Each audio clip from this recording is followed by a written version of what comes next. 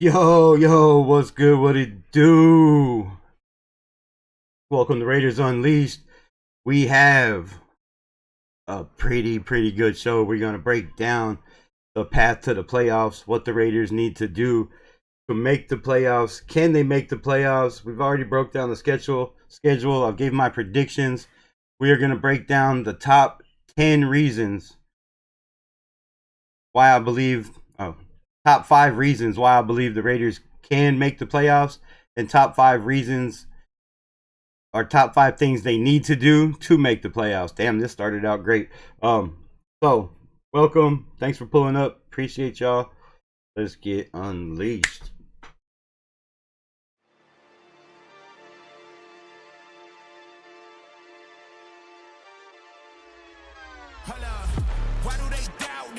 Artlist.io. I got a low tolerance, cause they don't even know what the problem is. It's me. You waiting on the boy to fail, then hold your breath and face your death. Cause you play a roulette with each step I progress, no less. Go ahead and place your bets. Cause we know where we at, we know we top tier. Cause all the hate that you bring, we know it stops here. I'm taking off like a rocket here and stopping here. Music licensing reimagined. We gon' always win. Promise that that's not a promise, yeah, that is a threat. You know that I promise to bring the team commas. When the whole team win, that's when you flex. Win, and I'ma do it again. Watch me win, then watch me do it again. Tell 'em I can't take no loss. My team hold no L's, no. Aiming for it. Alright, man. I don't know if that shit was lagging for y'all, but that is absolutely ridiculous. Playing fine on my screen, but on YouTube it seems to look like it's absolutely trash and lagging, glitching. So we'll get that fixed. I don't know. Welcome, what's good? Appreciate y'all being in the building. Robert Penham, my guy. Raider Menace, what's good? Hawaiian Candy, Jason Childress, Jason Ruiz, what's good? What's good? Welcome to another episode of the Rebel Without a Cause. Raiders Unleashed, baby. So let's break it down. Let's just get into it right off the rip. So these are 5 things that are pretty obvious. I mean, it's just a little bit of common sense. You know, if these things happen, the Raiders are going 5-12. You're gonna flip my my prediction around on me? I that's cool. Man, I hope not. So let's just get into it. Well, these are 5 things, you know, that must happen for any team, right? For any team to make a playoff run, to be in that wild card question, to be in a scenario, blah blah blah blah blah. Number 1, of course, they have to avoid major injuries to key players on both sides of the ball. I mean, that's number 1. If we can avoid key injuries or major injuries to key players, that right there, I believe, makes this team a contender. And if it could have happened last year, it could have made this team a contender. So, definitely have to avoid major injuries. Winning tight contests, right? We have to win the close games. You have to win close games to accumulate enough wins to be even a talk, right? For the wild card or for the playoffs. If you didn't see the shitty glitching show yesterday, fucking man, I apologize, bro. It'll get better. I keep saying that. If it don't, fucking stop watching shit. Because I try, man. But we have to win the division. Not win the division, but we have to at least be in the top 2 in the division. Obviously, our top 3, top 4, I mean, if everybody has close to the same record, right? Which I believe it's going to be like that. It's going to be within a game or 2, I believe, between all the teams in this division. I don't see anybody, you know, being 5-12, 4-13 like they were last year. I'm not bueno. What's good? Appreciate you pulling up. So yeah, we have to have enough wins, right, to show dominance in the division, to make the wild card or win the division, we're automatically in. None of this really matters, right? Number 3, we have to have strong leadership to overcome adversity, right? We have Maxx Crosby. Christian Wilkins was hurt last year. You know, when Aiden O'Connell was in, he wasn't much of a leader. Gardner Minshew didn't seem much of a leader at the quarterback position. In the backfield, we had a bunch of rookies. You know, Jack Jones, to me, didn't seem like, you know, like the leader of that locker room. It didn't seem like we had a leader in the locker room. I think Nate Hobbs was more of the leader in the locker room. He's no longer on the team. So we need guys that can step up, you know, to pick guys up when they're down, like Maxx Crosby, you know, yelling at Gardner Minshew on the sidelines. But we need more of that. Maxx Crosby can't be the only one in the building. And if we can get more, you know, more of that, then, I mean, come on. It definitely lines up. Number 5. I don't know where the hell I'm at.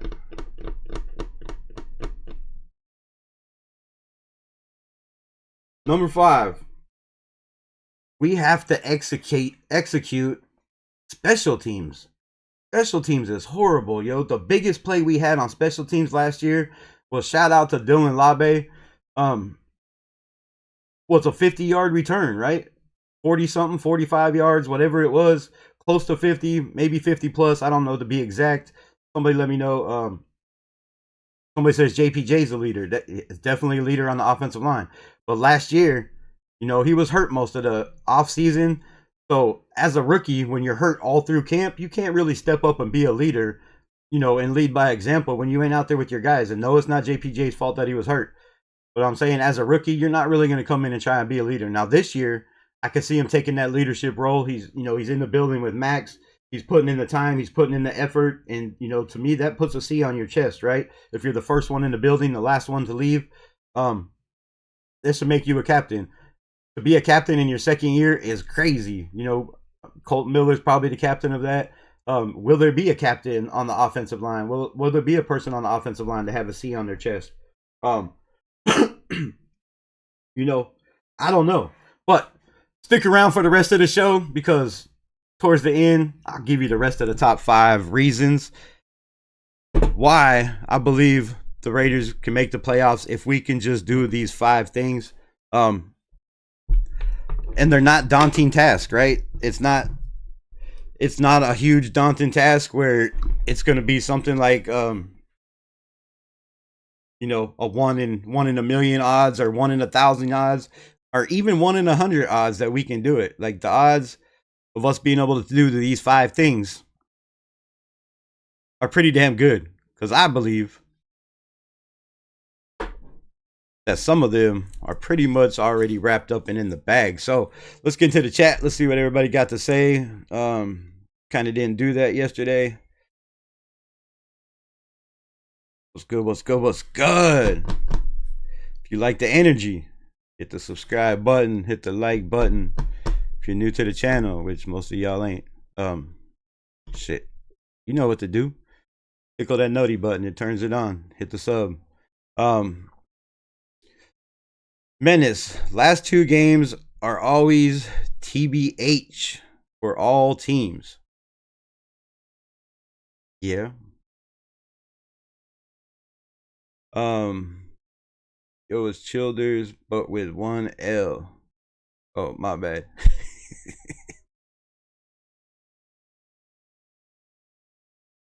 I'll just call you Jason.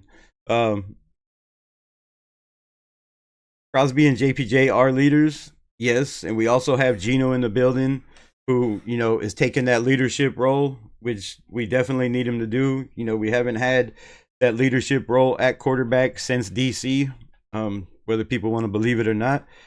What do we got? Also, the John Madden movie. Well, shit, let's just talk about that. What is it? Nicolas Cage is John Madden? Is that what's going on here? I've seen some pictures. Fuck, actually, I had some I was gonna pull up. I don't know what it's on. Actually, it's on the phone. So I can't pull it up. It's on the phone, which is actually the only thing I can read this damn chat on. Well, yeah, I seen the pictures. Makeup is amazing, bro. Makeup is amazing. I think Nicolas Cage as John Madden, or whoever the hell it is, if it's not Cage, is a damn good fit, bro. He looks the part. He looks the part. Whoever they got to play Al Davis, let me know in the chats if y'all know. I'm not a movie buff, so I don't remember movie guys' names. I'm a Raider buff, so I remember Raider shit. Yeah. But shit. Al Davis is reincarnated, bro. He's back from the dead. Can we get Christian Bale? Yeah, that's it. Can we get Christian Bale? To show up at some games, maybe light the torch. One of these games, I think would be flipping amazing. Just fire up everybody, get everybody's blood pumping. Somebody that looks pretty damn similar to Mr. Davis is freakish.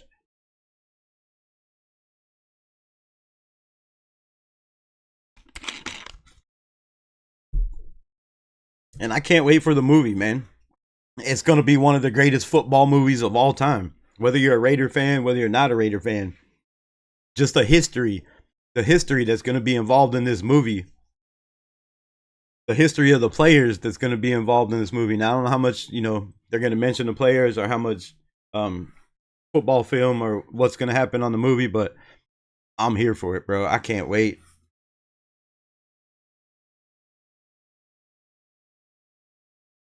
You're into conspiracy theories a bit? I like conspiracy theories.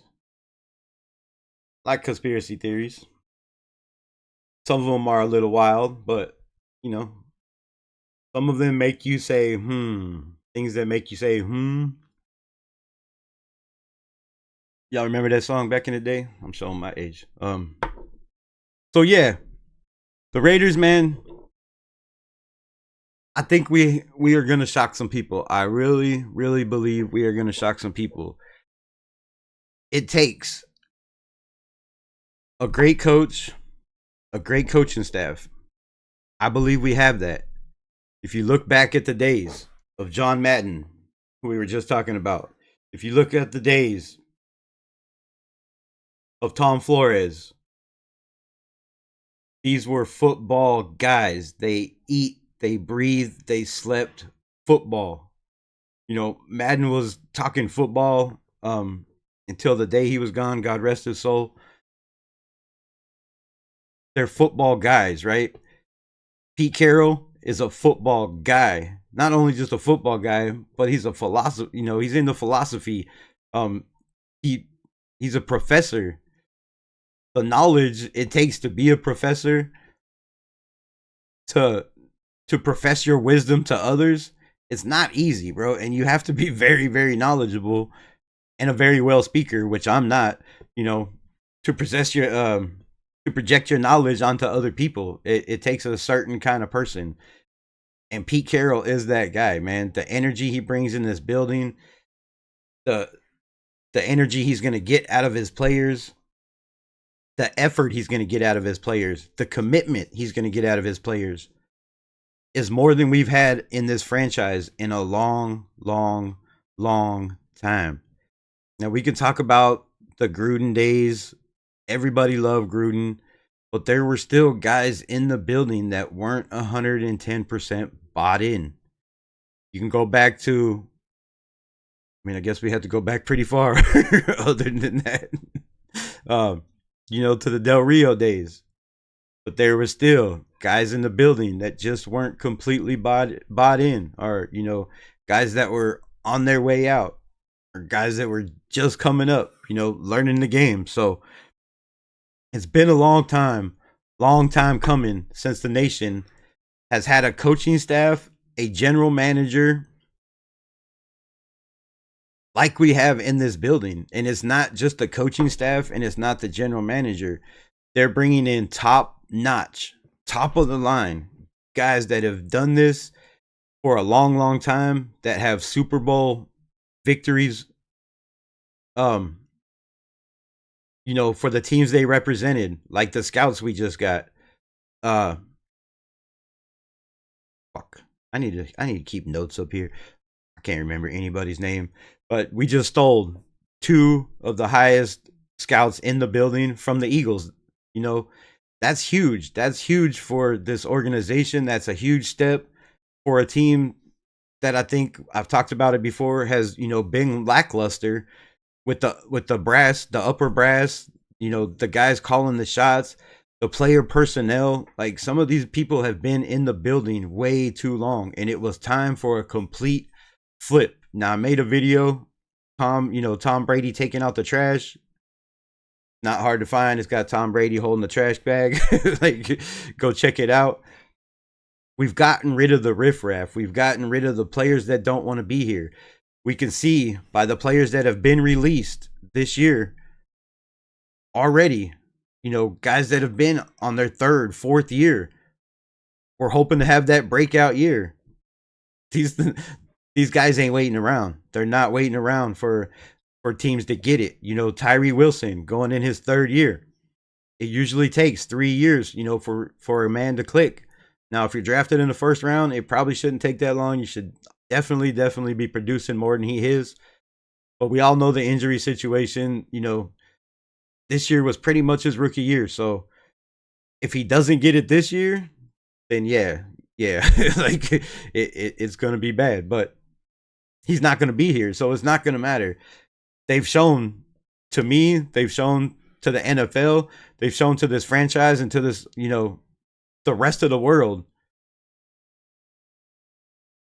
that if you ain't doing what you're supposed to do, if you don't want to be here, if you're not giving 110%, if you're not bought in, if you're not making friends with the building, another thing that Pete Carroll has been preaching, right? Get to know everybody, love on everybody, pause if necessary, don't get freaky. But it's something we haven't had in a long time. And, everybody, okay, not everybody, but a lot of people drank the damn Kool-Aid last year.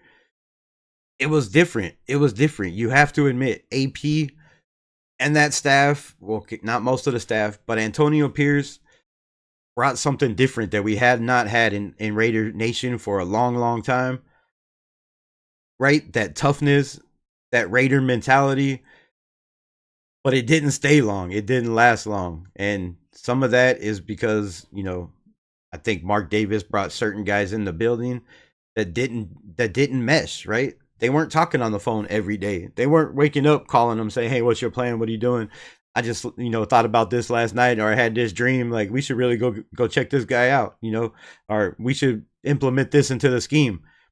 Pete Carroll and John Spytek, I believe, are doing that. And again, I'm not in the building, so I don't know, how much these guys talk. But if you hear them talk, it's an awful lot. They're constantly in the building. They're not just upstairs like Antonio Pierce was last year. And say what you want, but there was plenty of practices where the man was upstairs in the building, looking out the window, watching practice. He even said in a bunch of his press conferences, I sit up in here in the morning and I watch these guys work out from the window and shit. So if you're not down on the field like Pete Carroll, running backpedaling drills, throwing footballs, bringing that energy, it's different. And you can hear the players talk. We heard the players talk about Antonio Pierce. They were fired up. Daniel Caps was good. Appreciate you dropping in. These cats were fired up to play for Antonio Pierce. He got everybody in the building wanting to run through a brick wall. But it's because of, his mystique, his persona, being a linebacker, right? Being that tough dude from Compton. Pete Carroll is different. Is different. He don't have to be that tough guy. He don't have to yell at people, right? He's going to get through to people in a different way. And people are failing to realize what it means. And if you've never played football, then I can understand. But if you've played football or basketball or a team sport, then you know what it's like and what it means to have a coach that's not constantly yelling and screaming at you, that, thinks he's the shit, the all end all, like Dick Daniels did, coming in and dictating, this is my fucking offense. You're going to run this offense the way I want to. I don't care what the defense does. I don't care if it's a play where, you know, you're going to have to scramble and take a shot as a quarterback to get a yard or two. I don't care if, you know, there's 5 guys blitzing you. Just get the ball off. Just run my play. It'll work. And that shit is what we had with Dick Daniels. And, you know, if we look at last year, I think that's kind of what we had with Luke Getsy. I think he was like, man, this is the play, run the play. We didn't see Gardner Minshew checking out of plays. We didn't see him, you know, pointing shit out at the line of scrimmage. Hey, this is the Mike linebacker. He's blitzing. You know, the safety's coming up. We didn't see none of that shit. We didn't see that. This year, we're going to see that. We have leadership at the quarterback room. We have great leadership room in the office and, you know, upstairs and upper management. We have guys that know football, that know talent, and most of all, know character, because talent doesn't always get you, you know, through in the NFL. Just look at Tom Brady, right? Not the most athletic, not the most talented, but what he had heart and he had a brain. He knew how to study. He knew how to beat his opponent by knowing his opponent better than anybody else. And to me, that's Pete Carroll. To me, that's Chip Kelly. And to me, that's, you know, that's PG. That's Patrick Graham. So this team is different, man. It's different. It's a different vibe. It's a different feeling. I'm 50 years old. I've been watching this shit since I was 8, you know, probably 5, 6 years old. Raider games were on TV. That's the only time you can watch them. If not, I was listening to the shit on the radio. A lot of games growing up listened to on the radio because, you know, they didn't play the shit where I was in Vegas or in LA.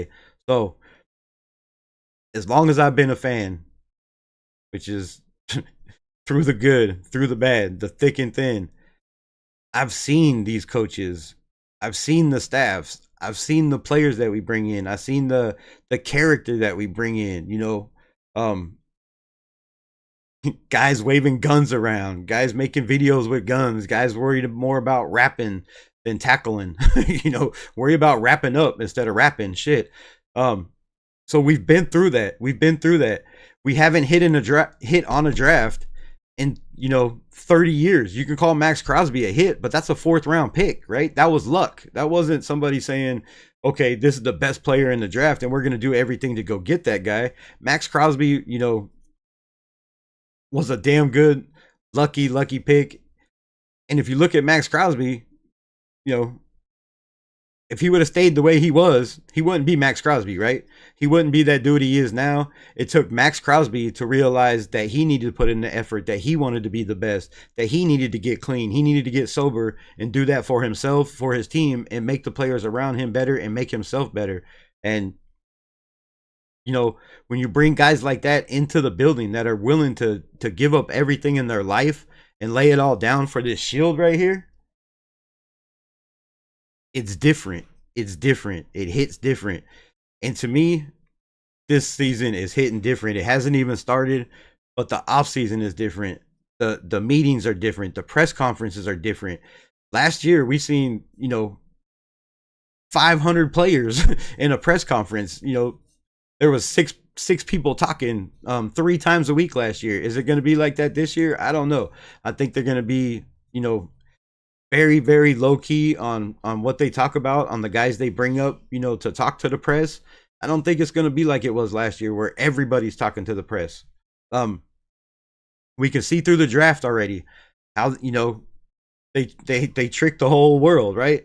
They had my guy Todd McShay, who even went as far as to shout out our general manager and our staff and saying, damn, they pulled the wool over my eyes. I really thought Ashton Jeanty was not going to be the pick.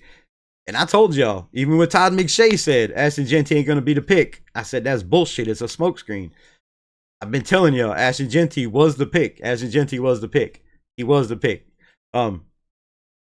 So, you know, our GMs, they're keeping it hush-hush. I don't think anybody, except for, you know, people that maybe had Ashton Jeanty on the board, had anybody on their board or their mock drafts that they hit on. You know, maybe a couple guys here and there. I was very big on Dante Thornton. I had him on a couple mock drafts. I said on this channel before, if we draft the offensive lineman, I believe it was going to be Charles Grant. I just felt like that was, the most athletic with the most upside type of guy that fit Pete Carroll, John Spytek, what they're trying to do.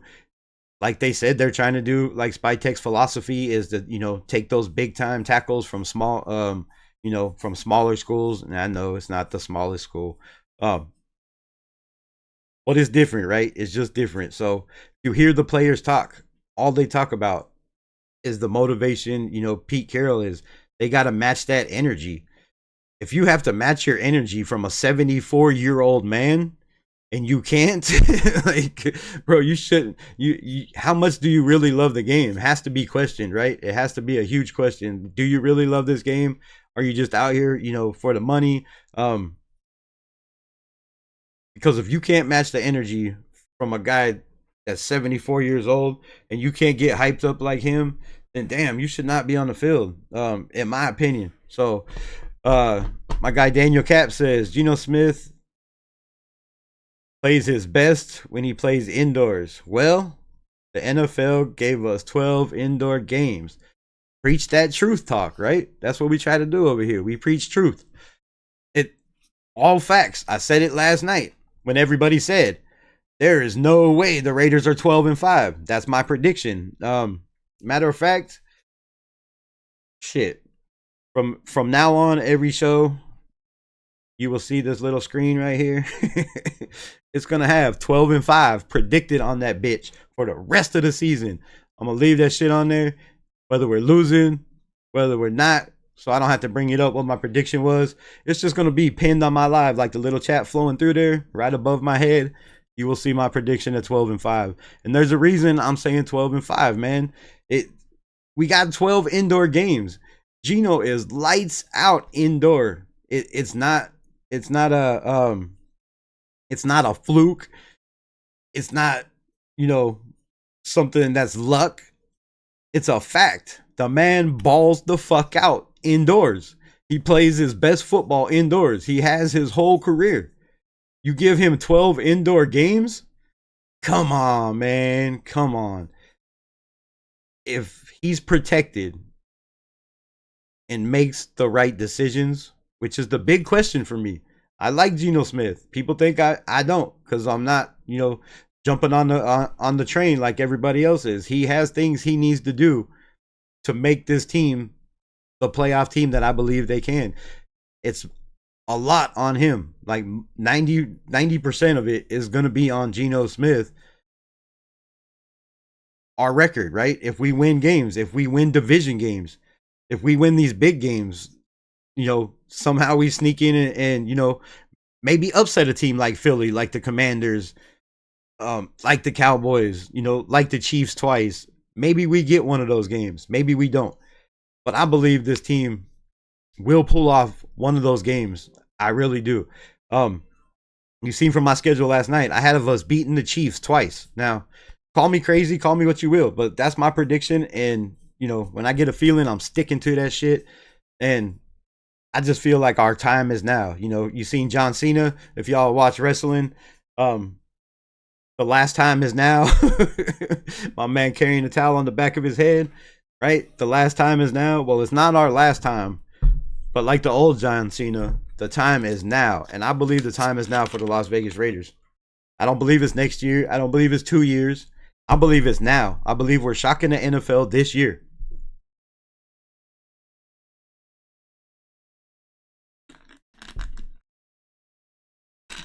All right, so I talked enough. It's been long enough. I ain't trying to make you wait till the end of the show because on Raiders Unleashed, you never know how long the damn show's going to be, right? I could be here an hour. I don't think I've ever been on an hour, but let's go an hour and a half. I don't think I've ever been on less than that.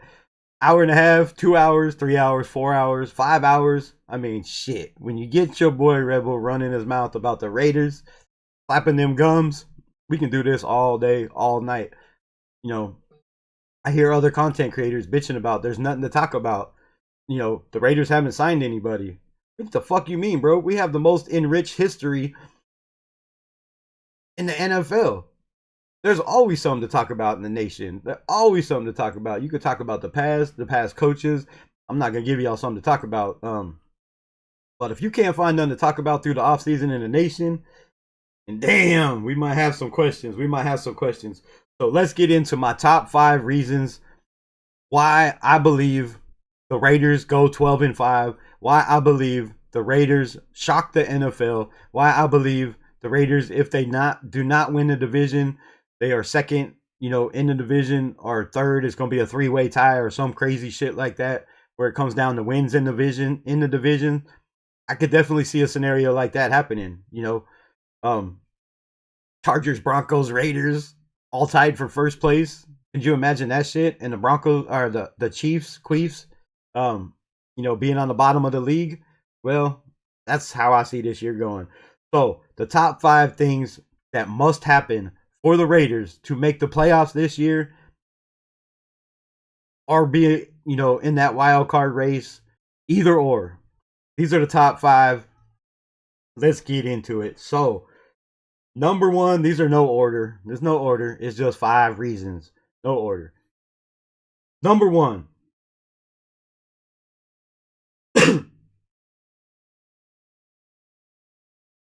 Consistent performance from our quarterback. Consistent.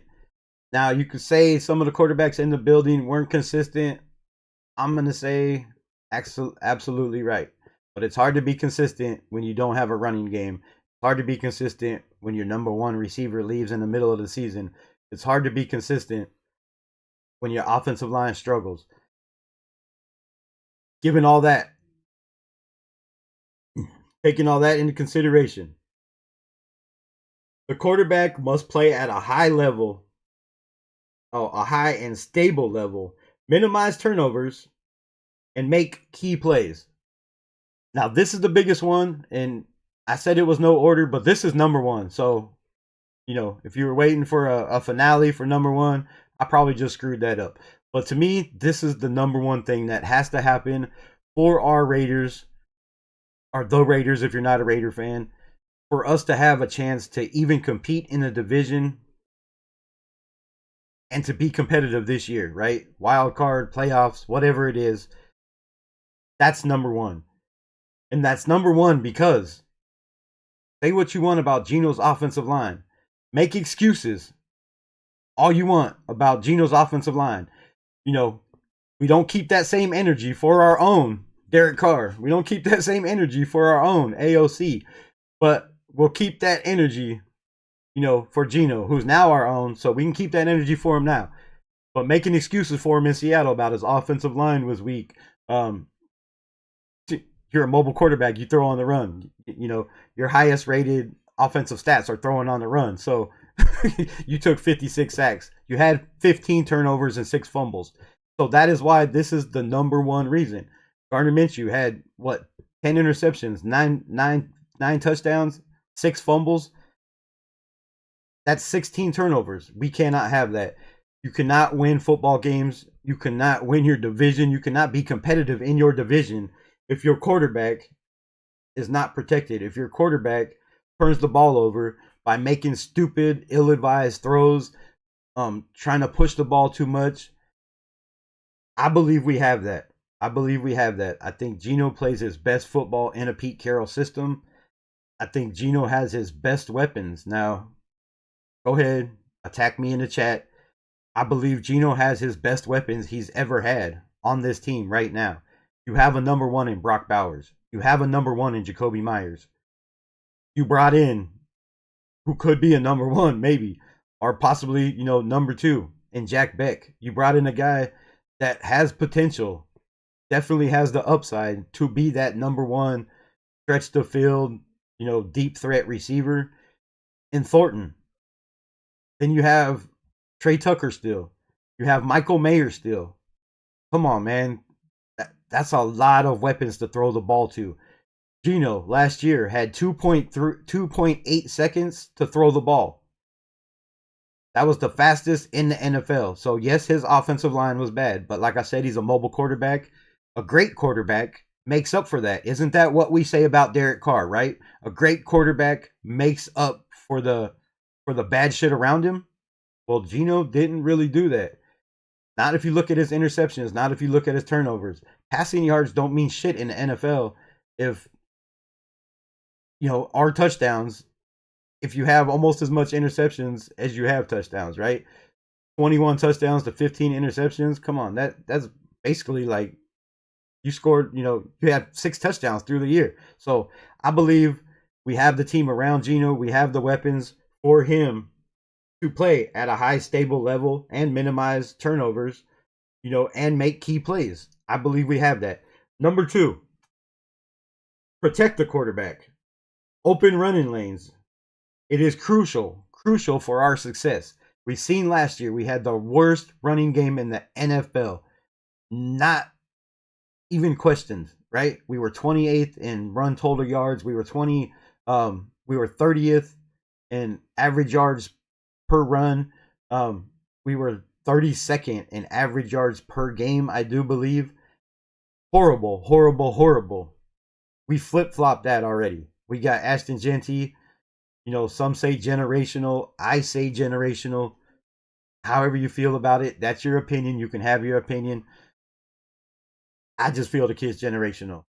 We have, Mostert, who is a big play guy, right?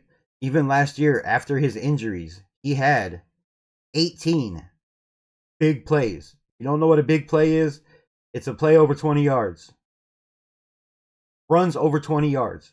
I believe he had 18 last year, coming off his injury. Now, if you look at his, his run record, his running yard total and his touchdowns, they weren't great, but he came off an injury. He also had, a guy he spent a lot of time subbing in and out reps. But the year before, the man had 21 flipping touchdowns. He is a touchdown machine when healthy. Pete Carroll is the man at rejuvenating people's careers. Why do you think he brought in Devin White? Why do you think he brought in a Landon Roberts? Why do you think he brought in Eric Stokes? Why do you think he brought in Lonnie Johnson? I couldn't, that name just wasn't rolling off my tongue. Rejuvenate, bring guys back to what they once were. And if anybody can do it, it's Pete Carroll. It's Pete fucking Carroll. So protect your quarterback, open up running holes, and open up running lanes is crucial for our offense success. We have Ashton Genty, bro. We've seen what the kid can do in college.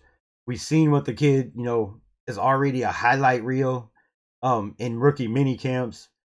His fluid hips, his footwork, the quickness of his footwork, his jump step, his hop step, his spin move, his stiff arm are all absolutely special, bro. They are all special, very, very special. So that's number 2. Number 3 has a lot to do with number 2, right? Number 3, you have to establish a real, reliable ground attack, control the clock, and keep defenses honest. I believe we have that. I think our offensive line proved that after December last year. They were a top 15 offense. They were like 13th, I think, ranked from December on. Once they got camaraderie, once they figured out who their guys were going to be. I think we have that. I think some of those guys from last year are not going to be starters this year. I think we brought in guys that are better athletes, that are more aggressive, that, I don't want to say are smarter players, but may be smarter players. So I think we definitely have the team to establish a reliable ground attack. I know we have the offense to run the clock, keep teams honest, because we're going to run the shit out of the ball. That's Pete Carroll's MO. That's Pete Carroll's MO his whole entire career, whether it's college, whether it's NFL. We know he's a defensive back guy, but his offenses run the ball.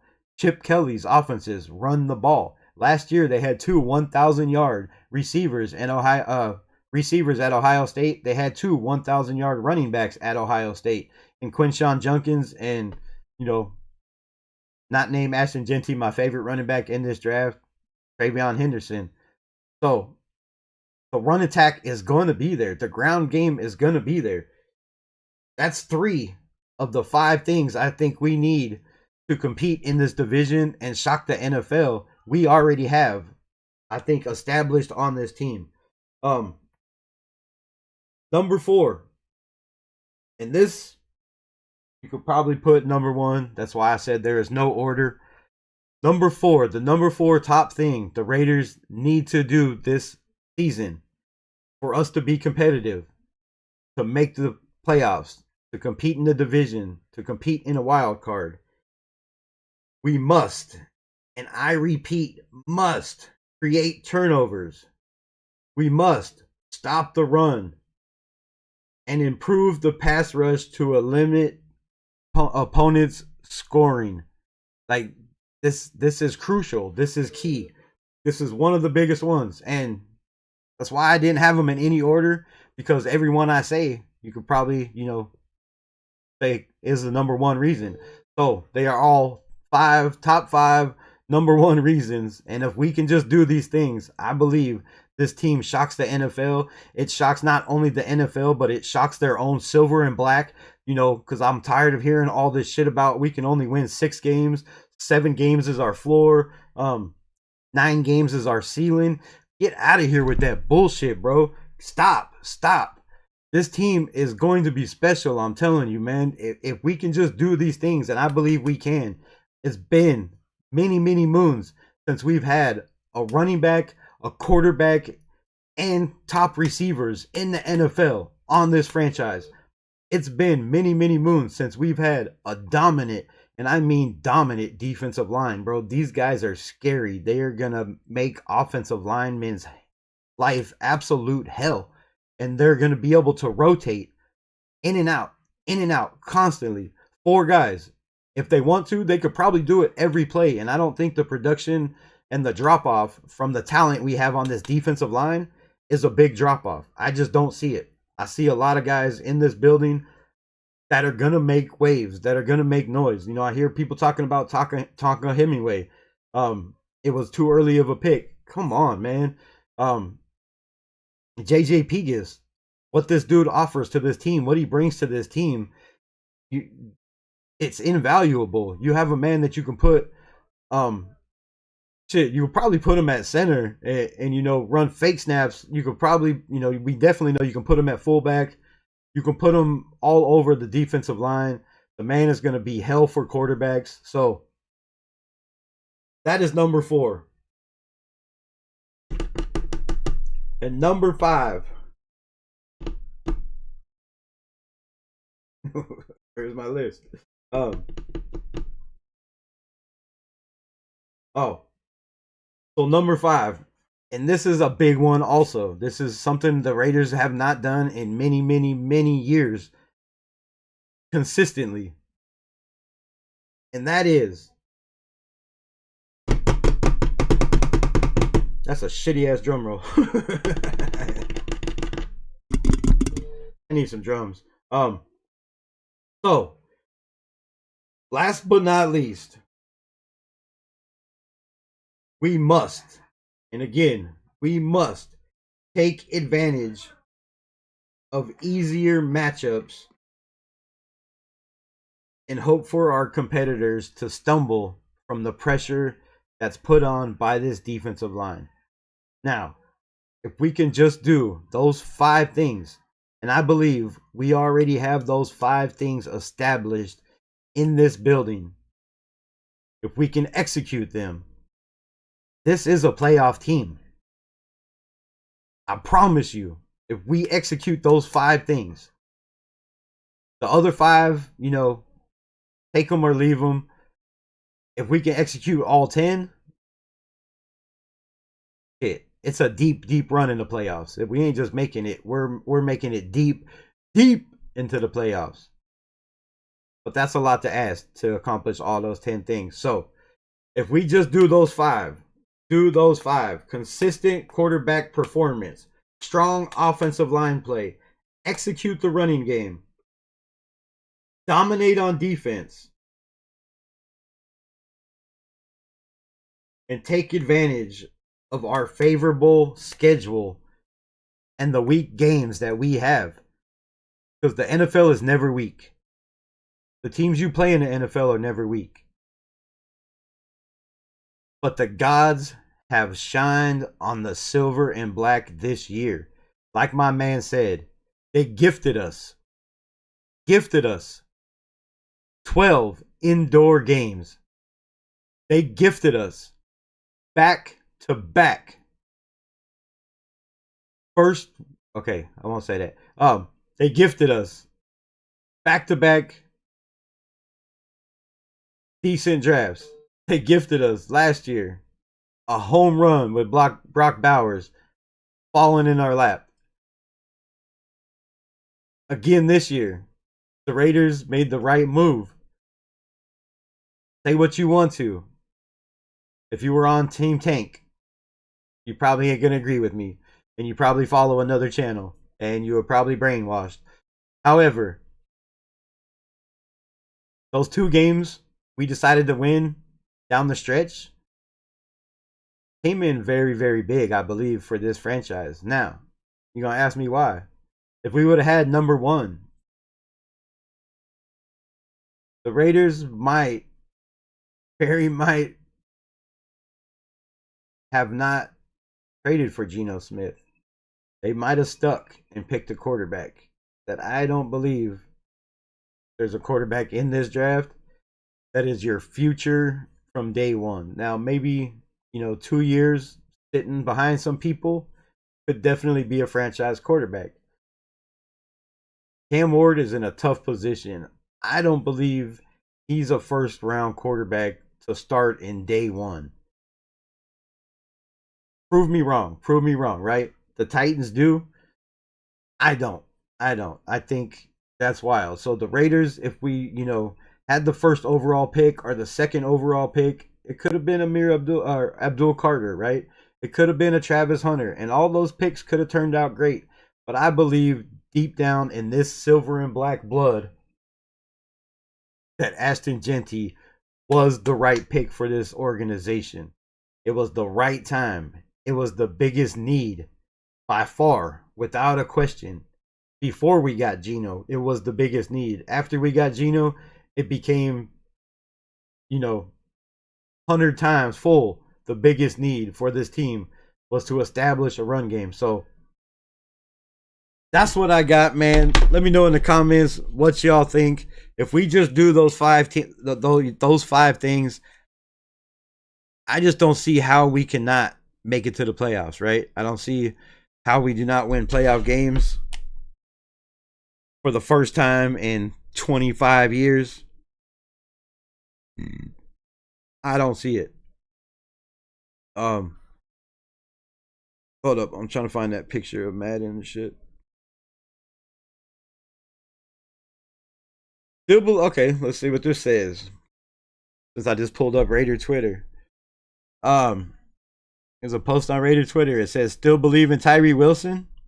He's been improving every year and even become a good run stopper. Man, I don't know why I'm telling y'all this. If you watch this channel, you already know. Has become a damn good run stopper this season. He has the potential to be a breakout candidate for this upcoming season for the Las Vegas Raiders. So, we've went over his grades, right? We talked about it. I brought the PFF stats out. Some people get mad when I do that shit and say stats don't matter. What the fuck we playing the game for? Overall grade for Tyree, 66.7.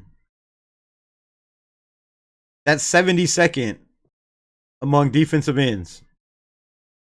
Now you're going to say, that's trash, right? There's 211 of them. Just so y'all know. 211 defensive ends. He ranks 72nd.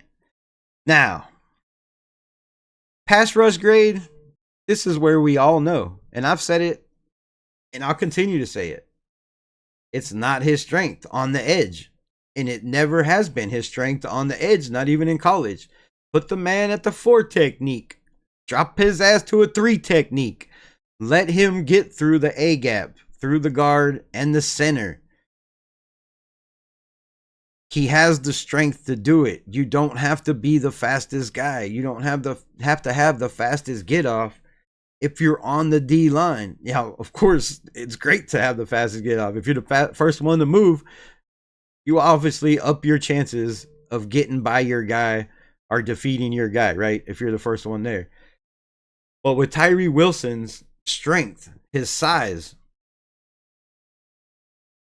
that is his strength. His strength and his size.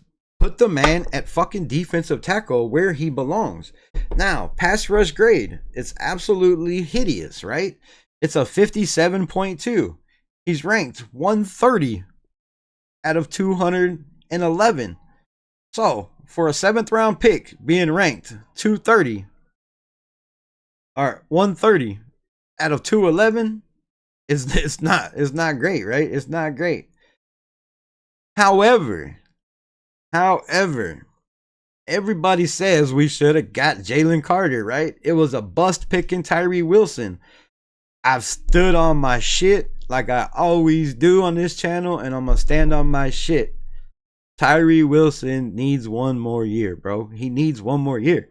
He didn't have a rookie year.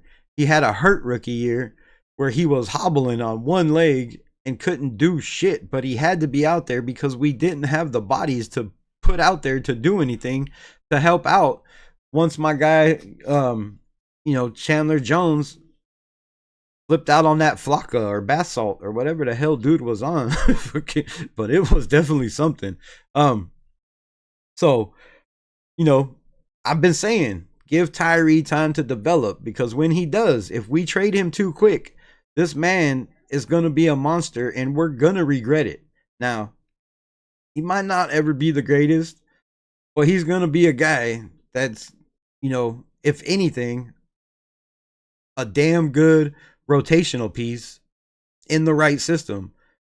But he's got to develop, got to be in camp. You got to be in the building. Run defensive grade. What do you think Tyree Wilson's run defensive grade is? Go ahead. I'll give y'all a second to chat. 10 people in the building. Come on, I gotta see at least four play along. What do you think Tyree Wilson's run defensive grade is while I hit this blanker?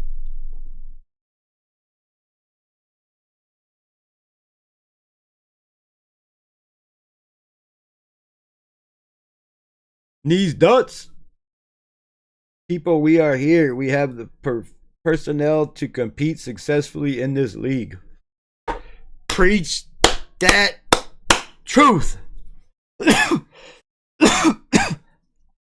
Preach that truth. My man says 87. Woo! If he had an 87 run grade, damn, he would definitely not get off the grass. You'd have to keep him in there.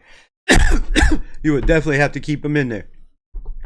Thank you, Knees Duts, for contributing and playing along. I appreciate your participation. And you are pretty close. His run grade is a 72.4. Where does that rank among defensive ends in the NFL?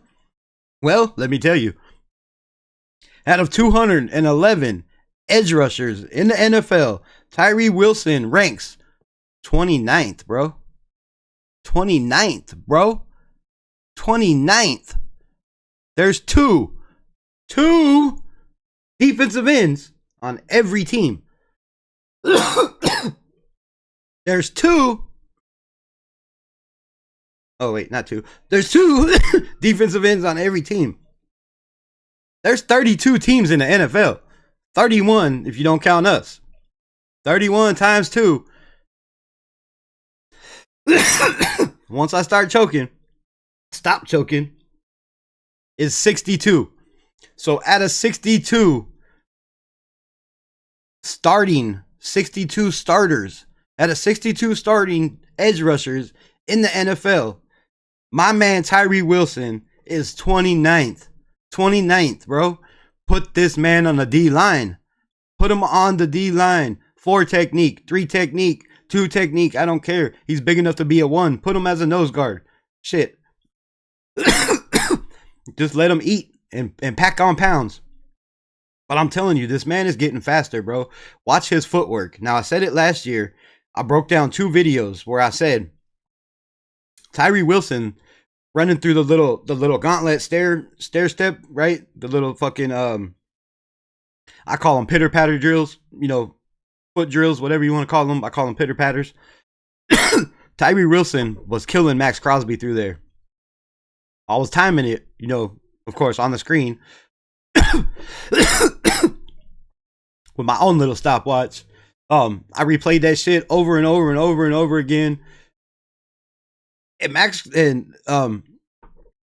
Crosby's footwork was not as fast as Tyree Wilson going through the ladder drills and through the bags. Now his get off he has to work on, but again, he's been injured, bro. You're 280 something pounds playing on 1 foot. The foot injury wasn't a weak injury. It was something that was nasty that kept him out, you know, like Maxx Crosby, bro. Maxx Crosby went and had surgery on his foot, you know, his foot injury. He tried to play, he couldn't. You know, Tyree Wilson, yes, he definitely was healed a lot more. You know, he had a little bit of the off season. He was hurt in college. We knew that bringing him in. So all I'm saying, man, is if this kid can continue that 72.4 run grade, earn his way up the depth chart so he's not, you know, 5th or 6th like he was last year. Have Ja Joyner and Jafari Harvey, which people are starting to jump on board on the Jafari Harvey thing. But that's good because the kid's a dog, and I believe he does, you know, I wanted to say deserve. I think he needs to make this roster. We need depth at the defensive end spot,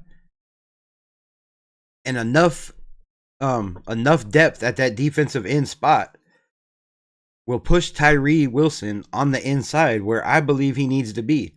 However, when you look at the guys on the inside, Christian Wilkins, Adam Butler, Jonah Lalu, Tonka Hemingway, JJ Pegas, I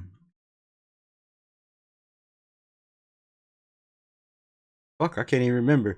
Tyree Wilson, you know, there's a lot of depth. There's a lot of depth on the defensive line.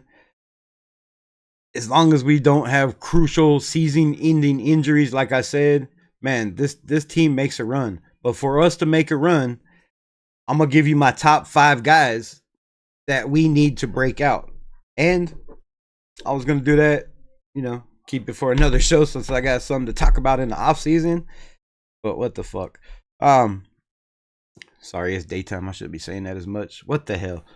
So, guys that need to break out. Rich Canyon, please. Ooh, that's nasty.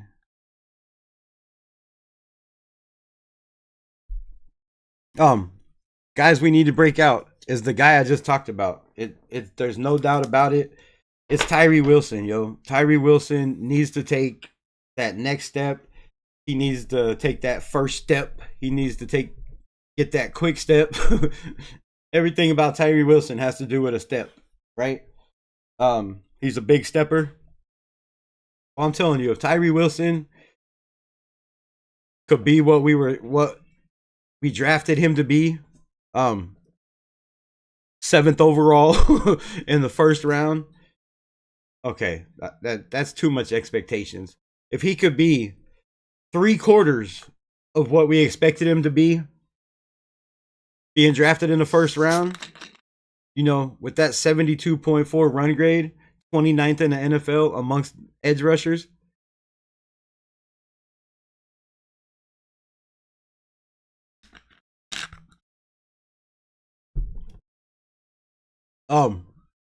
If we could have Malcolm Kuntz coming off a knee injury. It's a big question, right? Malcolm Kuntz coming off a knee injury. We all know He didn't get much burn, but he's always been in the building since he's been drafted, working with Maxx Crosby daily on the daily.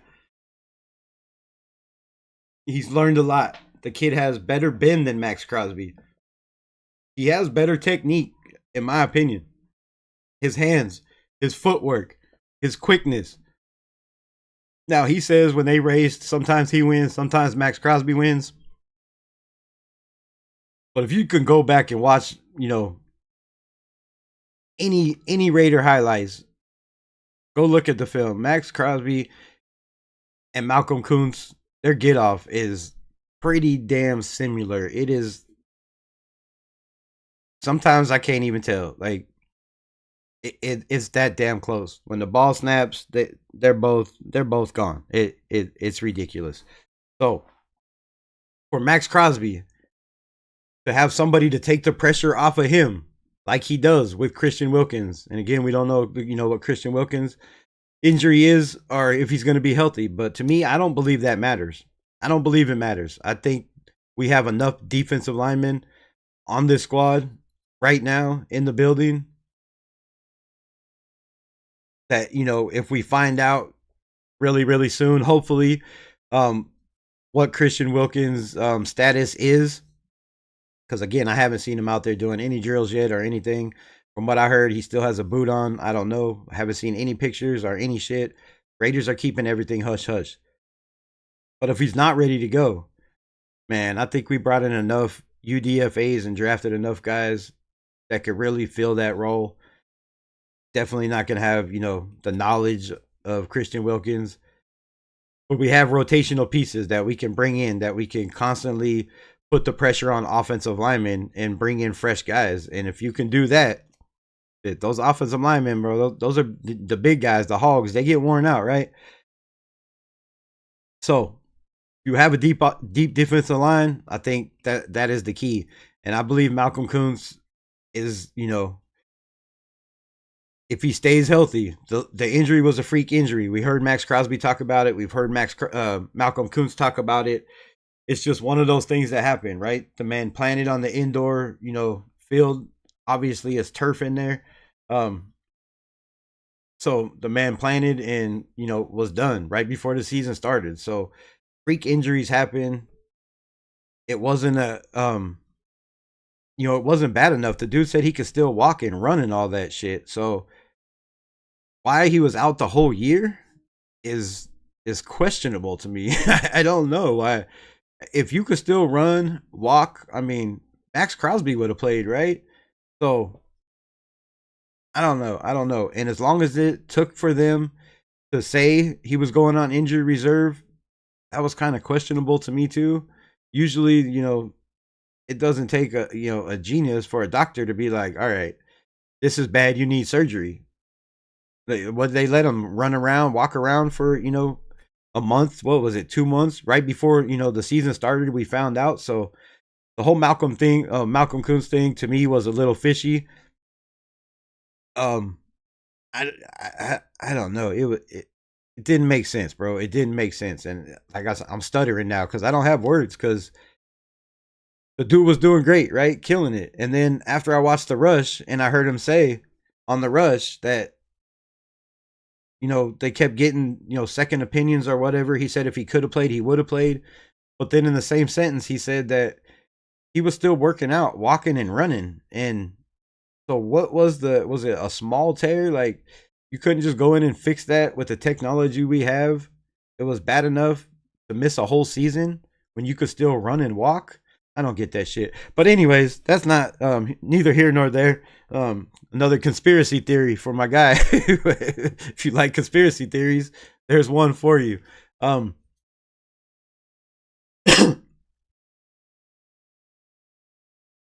Malcolm Kuntz, Tyree Wilson are key to this defense. The next thing, I believe, guy that has to have a huge year for us to succeed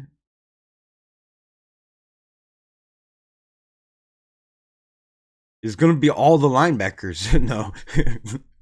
It's Amari Gainer, bro. It's absolutely Amari Gainer. And I know that's a lot of pressure to put on a UDFA. But how many linebackers were UDFAs that end up making Super Bowl rosters, right? Or end up making a roster and turning into a dominant linebacker that helps take your team to the playoffs and the Super Bowl. The list goes on and on and on and on. And maybe that's a good topic for tomorrow. I don't know. But I'm going to stop saying what I'm talking about the next days because, yeah. Like I said, from now on, it'll be just stay tuned till tomorrow. Something big.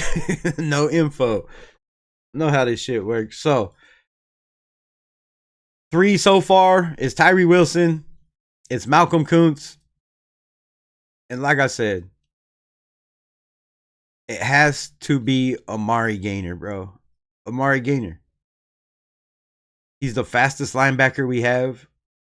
He's the best. I guess Lindenberg's not too slow. But he's one of, tops up there in coverage. I believe he's a guy that could run the defense. I believe he could be that guy in the middle, that Mike linebacker. And ever since I've seen him in preseason with the 49ers, play the whole entire game, called a great game, put his guys in great positions. For that to be the first time that he's ever been in that position, we don't realize this. Amari Gainer, he played outside linebacker in Florida or North Carolina or whichever one, reversed back and forth. The other one, Carolina or Florida, I believe it was Carolina. He played edge. Florida, I believe he played linebacker. It could be flip-flopped. But he played outside linebacker, right? He was that outside linebacker who pretty much lined up on the line anyways. Or sometimes, lined up tight to the line. The difference is outside linebackers, you can line up off the line, right? Tighter outside. Edge rushers usually part of the line, tight on the line. So he lined up,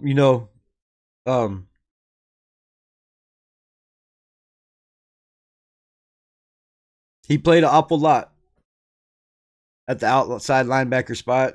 And then he went and dominated, at the edge at North Carolina. So the kid has a very, very high ceiling. His work ethic is off the charts, bro. All I see is him posting, stuff of him working out. The kid has the work ethic. He wants to be that guy. But again, you have to earn it. Special teams, like they say, you have to do all the dirty work. You have to put in your time to get a chance to do that. But he had a guy like Robert Spillane teach him the ropes last year.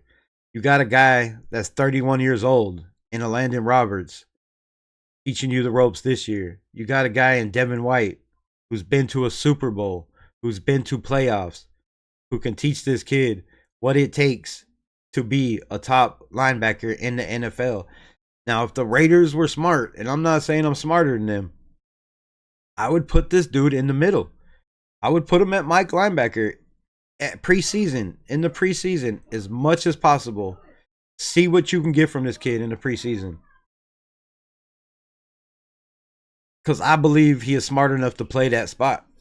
Like I said, again, in the 49er game, first time ever playing Mike, man. Now, he probably did in practice. I'm sure they didn't just throw him into the fire.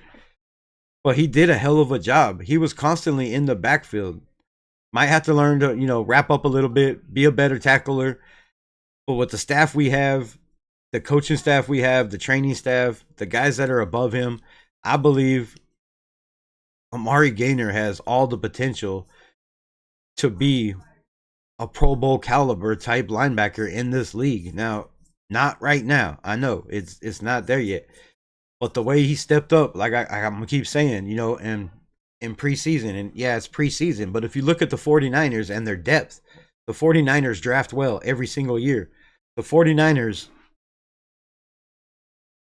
second string, third string, fourth string, are second and third string, second and third round picks, fourth round picks. A lot of these guys. So the 49ers are deep.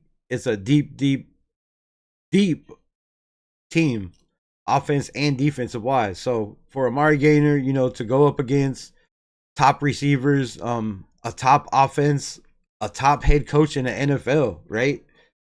I mean, come on. How long has that man been coaching in the NFL? So the offensive coordinators for the 49ers, I don't even know who it is right now, but I know their staff is always killer. So for him to go up that shit in what preseason and not preseason and put the guys in a position and play as well as he did, I thought he should have played all last year. Now, I guess the coaches felt differently, right? But on special teams, we've seen the kids shine.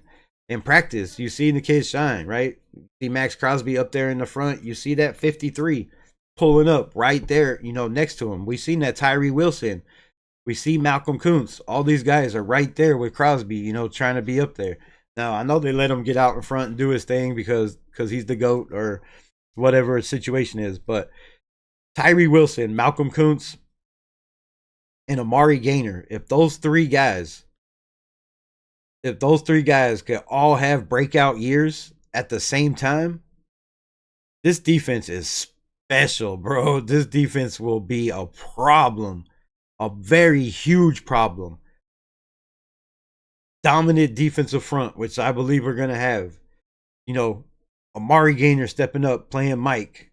Not all the time, because like I said, he's not the greatest when it comes to stopping the run. But that's why you have a Landon Roberts.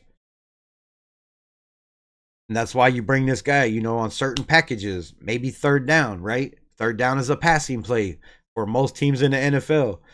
Hopefully we keep teams, you know, behind the sticks. So third down is continuously a passing play and not a 3rd and 1, a 3rd and 2, right? We want those thirds down to be 3rd and 15, 3rd and 12, 3rd and 10, shit like that. So if we can keep those, that also helps. So, you bring in a Landon Roberts, you know, first, second down, whatever. You bring in Amari Gainer on passing plays. You let this guy slowly break in, get reps. And if he shows flashes, I mean, shit, it's obvious what to do, right? But if those three guys have breakout years on the defense, it's over, man. It's over. So 2 more guys that I believe really, really need to step up on the defense. And if these 3 that I just mentioned, you know, have the year that I think they're going to have, don't even have to be like that breakout year. Because for Tyree Wilson, you know, anything above 4 sacks is a breakout year, right? For Malcolm Kuntz, anything above 8 sacks is a breakout year, right? So very possibly having a breakout year. For Amari Gainer, a breakout year would be to get a sack. You know what I mean? So I believe these guys could have the breakout years that we need them to. But for us to be successful and for us to be a competitive team, somebody's got to step up on the corners. Somebody's got to step up. Now, whether it's Eric Stokes, whether it's Jacorian Bennett, he's got to stay healthy. He's got to be able to come up and tackle. You can't just play lockdown corner and not play the run. You'll never make it in the NFL. You'll never be a starter. You'll just be a backup. So for Jacorian Bennett, I love the kid. You know, I was one of those dudes that stuck with Jacorian Bennett after his rookie year, like I stick with Tyree Wilson, like I stick with every Raider on this team, unless they're just absolutely outright trash. You know, Tommy Eichenberg, you're going to have to show me something if you want me to stick with you, bro. Like, you got to do something this year. You know, I can't just be out here on a fucking hanging on a limb all the time, sticking up for these Raider fans, acting like I'm all about the shield and not about the players. But it's just what I believe. It's who I believe in. And if these guys develop and become the guys, you know, I believe they can, this team is going to be scary. It's going to be very, very scary. Eric Stokes, if he could stay healthy, if he could take that lockdown corner spot, or, you know, whether it's Lonnie, you know, if Lonnie could take that spot, whoever takes it, whether it's Camarion Richardson, it doesn't matter. Whoever takes those 2 corner spots have to play lights out. They can't give up big plays, man. They can't get burnt constantly like toast that you left in the toaster all the way on high until it popped up. You know, you can't be fried, bro. So if our corners, and it's a big if, stay healthy, because Eric Stokes hasn't stayed healthy a whole season, man. Last year was the only year he played in 17 games. Jacorian Bennett hasn't stayed healthy since he's been a rookie. You know, he was a 3rd round pick, bro. We want to talk shit about Tyree Wilson being a 1st round pick and all the other players. I like Jacorian Bennett. I'm not knocking on him. But damn, bro, you ain't even played a half a season since you've been drafted in the 3rd round. So you got to get healthy, man. You got to get in the gym. Got to get better trainers, bro. Better diet, whatever it is. I don't know. If they drink, quit drinking. Don't go to the clubs. Whatever the fuck it is, alcohol will ruin you. I'm telling you, especially if you play football, bro. Like, damn, I don't know how these kids do it. ask Maxx Crosby. Go ask Maxx Crosby. Trying to play in the NFL and being, you know, a party animal alcoholic, bro. That shit, it don't work. And again, I'm not insinuating any of these cats drink, but we have seen guys get arrested. We have seen guys being in prison for killing people. We have seen guys, cars rocking on a wall because they were so fucked up they didn't know that they were even parked on a wall. So, yo, all I'm saying is Jacorian Bennett could very well find himself like the rest of the corners recent years for the Las Vegas Raiders, you know, getting the boot if you can't make it through a full season. Because I believe DeCamarion Richardson is right there on your ass, bro. He had a rough year. So did you your rookie year. He missed, you know, half the season in practice. So did you your rookie year. DeCamarion Richardson and Jacorian Bennett are very, very close. The difference is, I think, DeCamarion's a little bit longer. I think he's a better tackler. I think he's a better run tackler in the run. And if he takes the leap under Pete Carroll, bro, watch out for 2.5, man. Watch out for 2.5. And I hope more than anything that he does break out and take that role, so I could go get a 2.5 jersey, because that's what I rocked in high school as a running back. I wore 2.5 and then 3.5. So 3.5 and 2.5. Because I played defense and offense, so I had to keep a number that, you know, I could play as safety and running back, but not too many Raiders are 25, man. I can't even think of any off the top of my head, really, that wore 25. So, man, I want to see D-Cam break out, bro. Just for that reason. No, not for that reason. I could give a shit less about that. D-Cam, though. Watch for this man under Pete Carroll's tutelage to be, you know, one of those guys that just keeps taking the next step throughout the season, right? That just gets better. He has the work ethic. He has the size. He has the speed, the recovery speed. He has the hip work. I like the way he tackles. You got to be able to play better with your back to the ball. That's his major problem. With his back to the ball, it's not good. It's not good. So if you could get, you know, playing better, your hips turning around a little bit better, reading the receivers a little bit better, knowing the ball's coming, so you don't have to get your head around to see where the quarterback is or when the ball's thrown, right? The best corners in the NFL focus on their receiver, not their quarterback. You know, past 15 yards, right? Past 15 yards, because once you're past 10 yards and you're running, you ain't looking back at the quarterback. If you are, you're getting cooked. You're getting cooked. So if you can't read your receiver, read his eyes, read his hands, know when you have to make a play on the ball, know when it's time to turn around and try to make a play on the ball, you're not going to make it in the NFL. And I believe D-Cam, you know, has those traits. He has that technique. Eric Stokes, a former first-round pick. This guy has a chance to be special under Pete Carroll. Now, he played with a damn good corner over there at Green Bay. He played with some damn good corners on a pretty good defensive staff in Green Bay. Last year, like I said, was the only year he was healthy. You know, one thing I forgot to mention, the speed. the speed the Raiders have had, and remind me that I'm talking about Dekamarion Richardson when I forget and go off track. The speed that the Raiders have on offense and defense is the Al Davis type speed that we used to have, bro. That old school Raider shit. Willie Gault, James Jett. I'm just gonna draw a blank there. But you know, the receivers, bro. The fast Rocket Ismail. These cats, bro, that are, you know, lights out world class track stars, right? World class track stars, Olympic type speed. We have that shit again.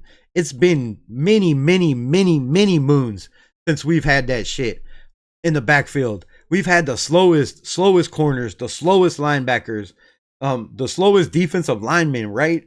Overweight, out of shape, horrible first step. All they could do is stop the run. They can't get to the quarterback. That shit, those days are gone, bro. Those days are gone. And I'll get to the chat in a minute. I'm just rambling on today. You know, that shit's over with. So the speed on offense and defense, it's wickedly nasty, bro. It's something we haven't had in Oakland, in Los Angeles, or in Vegas in a long flipping time. So, man, I'm jacked about this defense, the speed on this defense. But Eric Stokes, man, has a chance to be that guy, to be special. I hit that in here. Oh,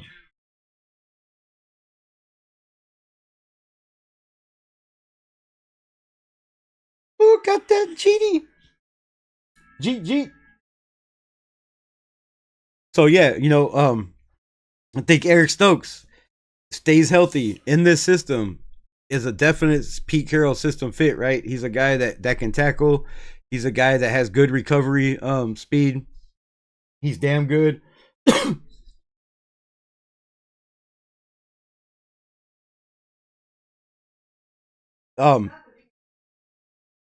What? Hold up. Can y'all hear this fan? Please let me know if you can hear this fan. Because if you can't hear it, I'm turning it on because it is hot as shit in the desert. Fucking cheaters. Wee! Alright, so back to the Stokes.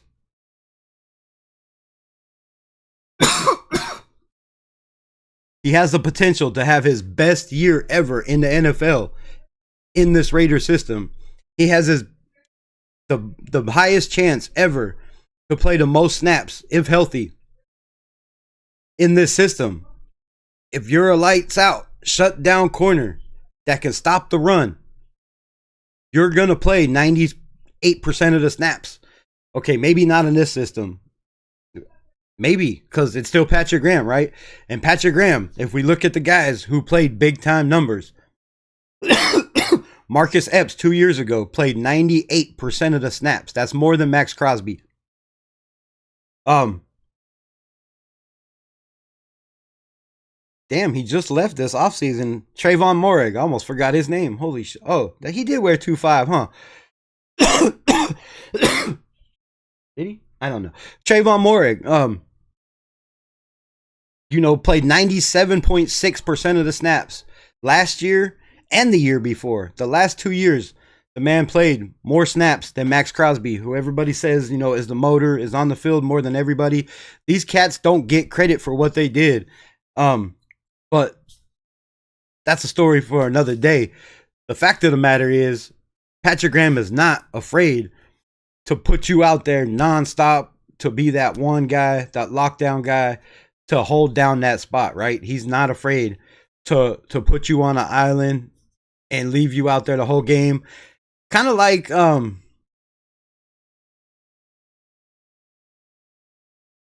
Lakers and JJ Redick did. And if you're a Lakers fan, hashtag what the WTH in the chat, you know, kind of like JJ Redick did to the Lakers in the fourth quarter.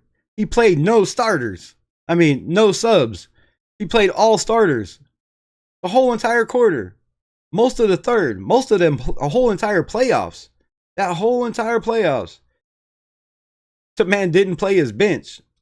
That's wild to me, bro. You gotta play your bench. What if these dudes get hot? You don't know if one of these kids are gonna come in and, you know, go lights out like some of them did, right? What's the kid they tried to trade? Connect, right? He had a couple games where he, you know, dropped 30, hit 7, 8 threes in a game, right? Dalton Connect. Like, there was players on the Lakers bench that weren't utilized. But back to football.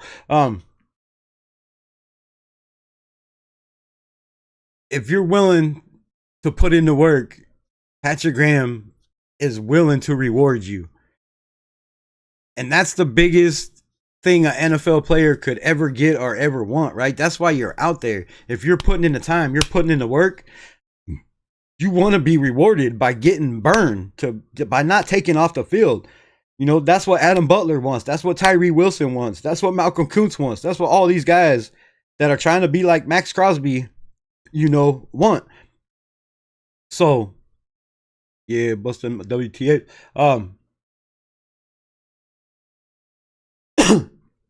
Whew, still choking on that shit. I need to take a drink. Hold up. Damn. Oh, it's got so much different shit in it.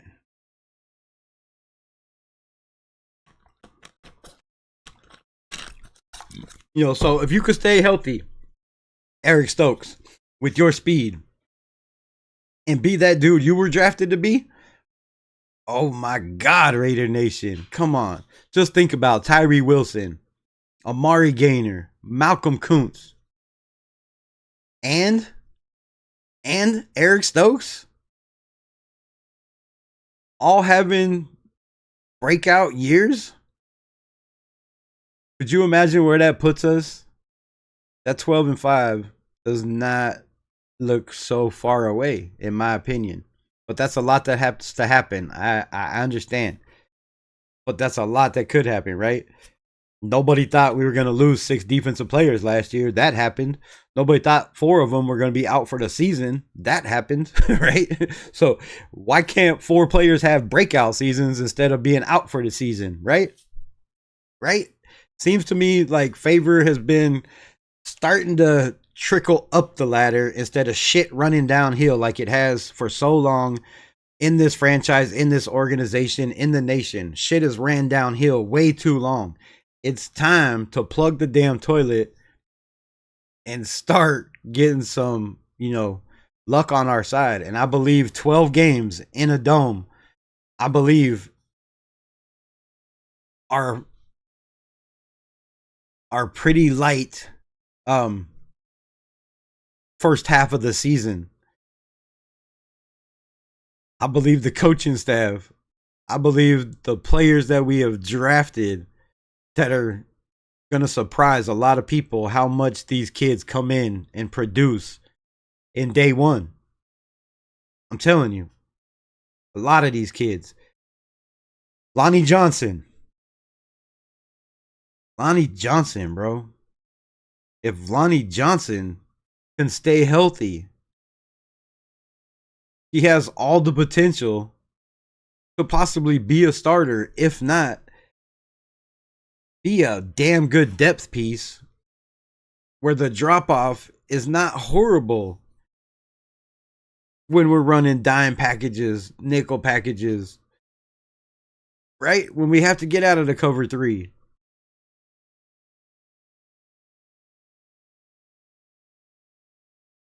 I think these guys that we've brought in are tough-minded, good tacklers, hard workers that just need a chance in the NFL. They just need the right fit, the right system, the right group of guys around them, the right luck to stay healthy, right? Fucking the right routine to stay healthy, whatever it is, man. Again, don't drink alcohol. It makes the bones weak, bro. Makes the bones weak.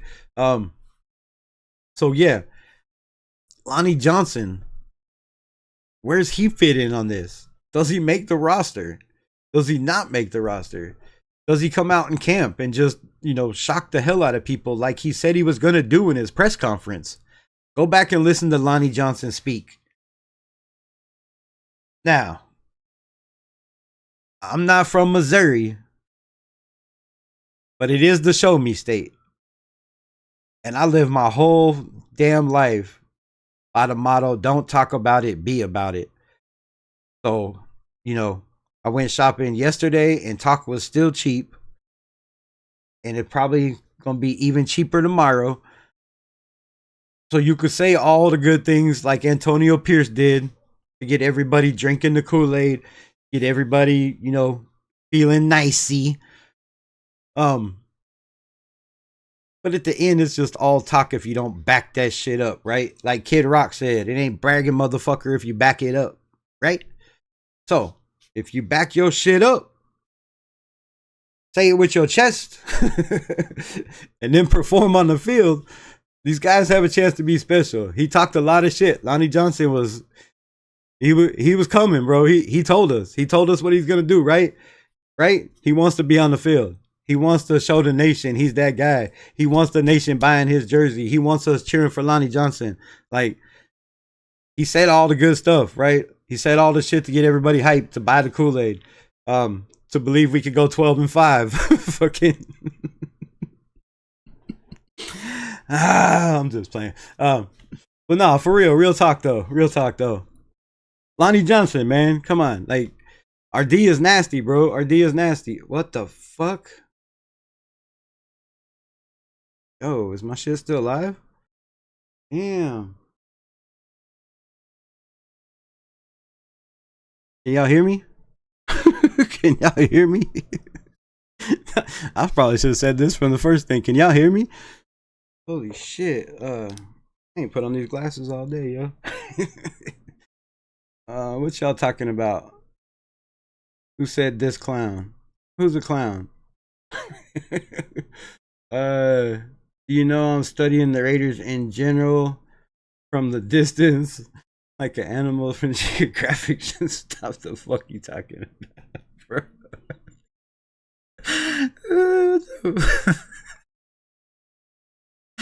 Lots of wild beasts feeling nicey. This motherfucker. I don't y'all deal with the piano man, bro. This is why I've totally ignored the chat. And I apologize. I'm on one of them rants today. I got up here on my soapbox and shit, I'm cleaning shit up. So I don't know why I put those back on because I don't even want to see what the chat says. This is my way of ignoring y'all because without those, it looks like a damn barcode. For real talk. Y'all shit look like a barcode. I can scan that bitch. That's how fucked up my eyes are. Kids, don't do drugs. Oh, then I took them glasses off because now I really can't see. Lonnie Johnson, though, telling you, don't sleep on Lonnie Johnson, man. This dude has everything to prove in the NFL. Guys with something to prove are scary, bro. They're scary. Believe me, I know. A man with something to prove has motivation, right? A man with motivation is scary. Woman, not just a man, woman too. I don't want to sound like I'm, you know, sexist up here, getting anybody's feelings, getting anybody's panties in a bunch. So Lonnie Johnson, yo, Jacorian Bennett was locked down again. Opposing quarterbacks had a 49.2. Excuse me, I think it was 42.9 QBR against my man JB last season. However, his problem was getting cooked and tackling. They didn't throw to him a lot because he was damn good. If he takes that next step, if he stays healthy, that's 4 corners. That's 4 corners. Not tic-tac-toe.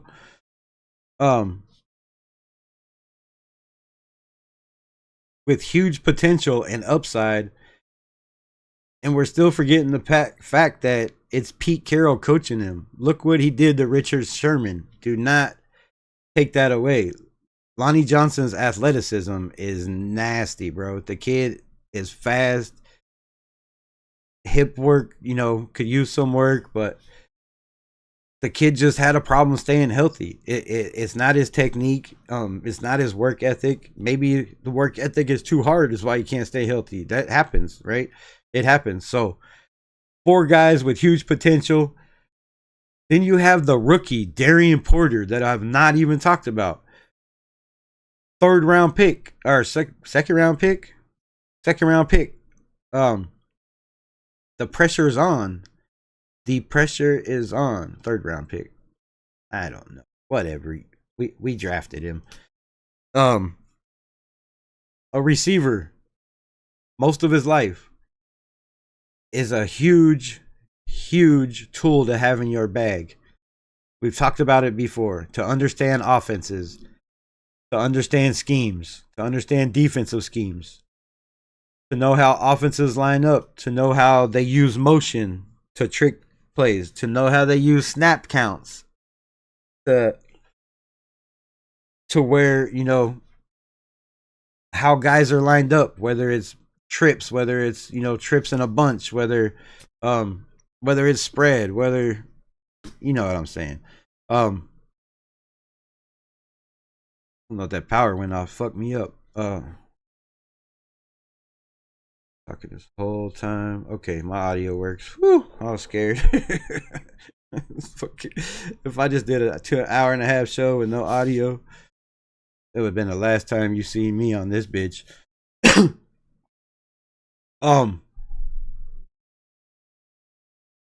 Darian Porter, man, his speed, a 4.3 flat, the arm length of a tackle, of a defensive lineman. His arm length is equivalent to Maxx Crosby, yo.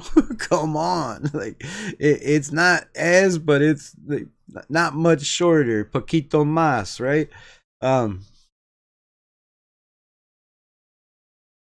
That's special. With his athleticism, it's more... He has more athleticism than Richard Sherman, in my opinion. He's faster. He has obviously the brain, the work ethic to go from receiver to corner to end up, it was 1 year, but nobody threw over there. Billy D was good.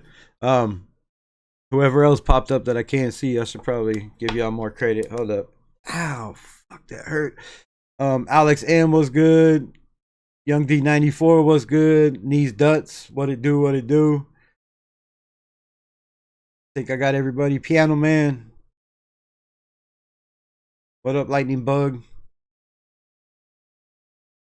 And whoever else I missed, but I'm not going back to that shit. Those things are killing me. So that's 5, man. That's 5 corners. We only have 3 spots, right? Inside, or 2 outside, 1 inside. Somebody got to play the slot. There's only 3 spots open. That's 4 guys, 5 guys with the potential to easily have big years this season. Just if they stay healthy. We know what they can do. We've seen their athleticism. We've seen their flashes. They just need to stay healthy and put it all together. Then you have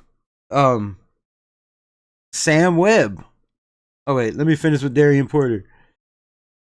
I believe Darian Porter is on the field as a rookie, not just in special teams, but on the defense. I believe this kid, he's going to compete for a job from day one. I can really see that. Now, I know there's a lot to learn in the NFL. I know he only had 1 year at the corner position. But as a guy, and whatever, it's not the same. I get it.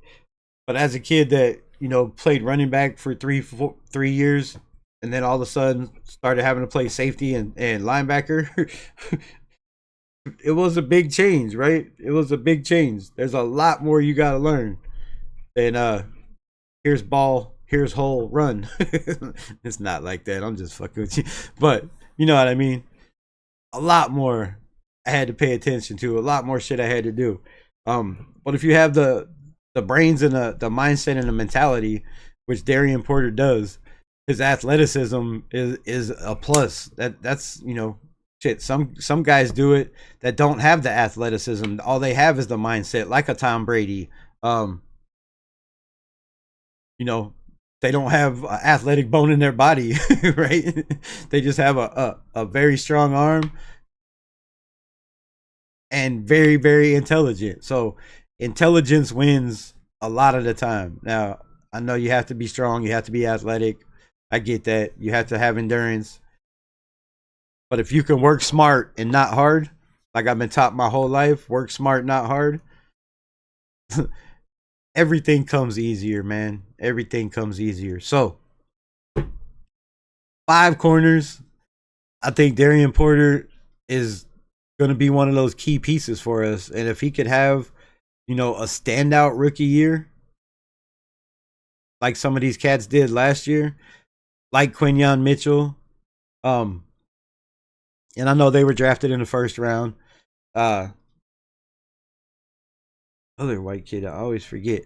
But anyways, like some of these cats that were drafted first round, second round, if he could come out and have a damn good rookie year and the rest of these defensive corners can stay healthy, this team is scary, man. This team is scary. We were at the bottom of the NFL in plays over 20 yards. Most of those were 5-yard slants and 10-yard slants that ended up into big plays. Big plays are over 20 yards. So, when your defense is constantly getting cooked, and you now have a whole different defense mindset. Now, I know it's still Patrick Graham's scheme. I know it's still Patrick Graham's defense. But it's going to be implemented in Pete Carroll style. I guarantee you. It's not going to be the same as we ran last year. It's not going to be 4-2-5 all the time. There's going to be different, we're going to have different defensive packages. And we have enough depth where we could have 4 different defensive packages and still put pressure on the quarterback, still, dominate up front. And if that happens, it makes these corners' job way easier. If you're not chasing around a guy that runs 4.3 speed, that's athletic as hell, that's twitchy, if you're not trying to chase this dude all around the field for 8 seconds, your job is easier, right? These cats that could come in here and get 700-800, people to stay throughout their show for an hour, their job is way easier than mine, right? They don't have to do a 3-hour show to get 150 people in there, right? So if your job is made easier by people around you, or you have people around you to help make your job easier, it makes your production better. So if your defensive line is constantly making quarterbacks hurry, making them make bad decisions, it makes it easy for these guys to eat. And they are all playmakers. All of them have potential to be, to turn the ball over, to take the ball to the house. They have the speed. They have the recovery speed.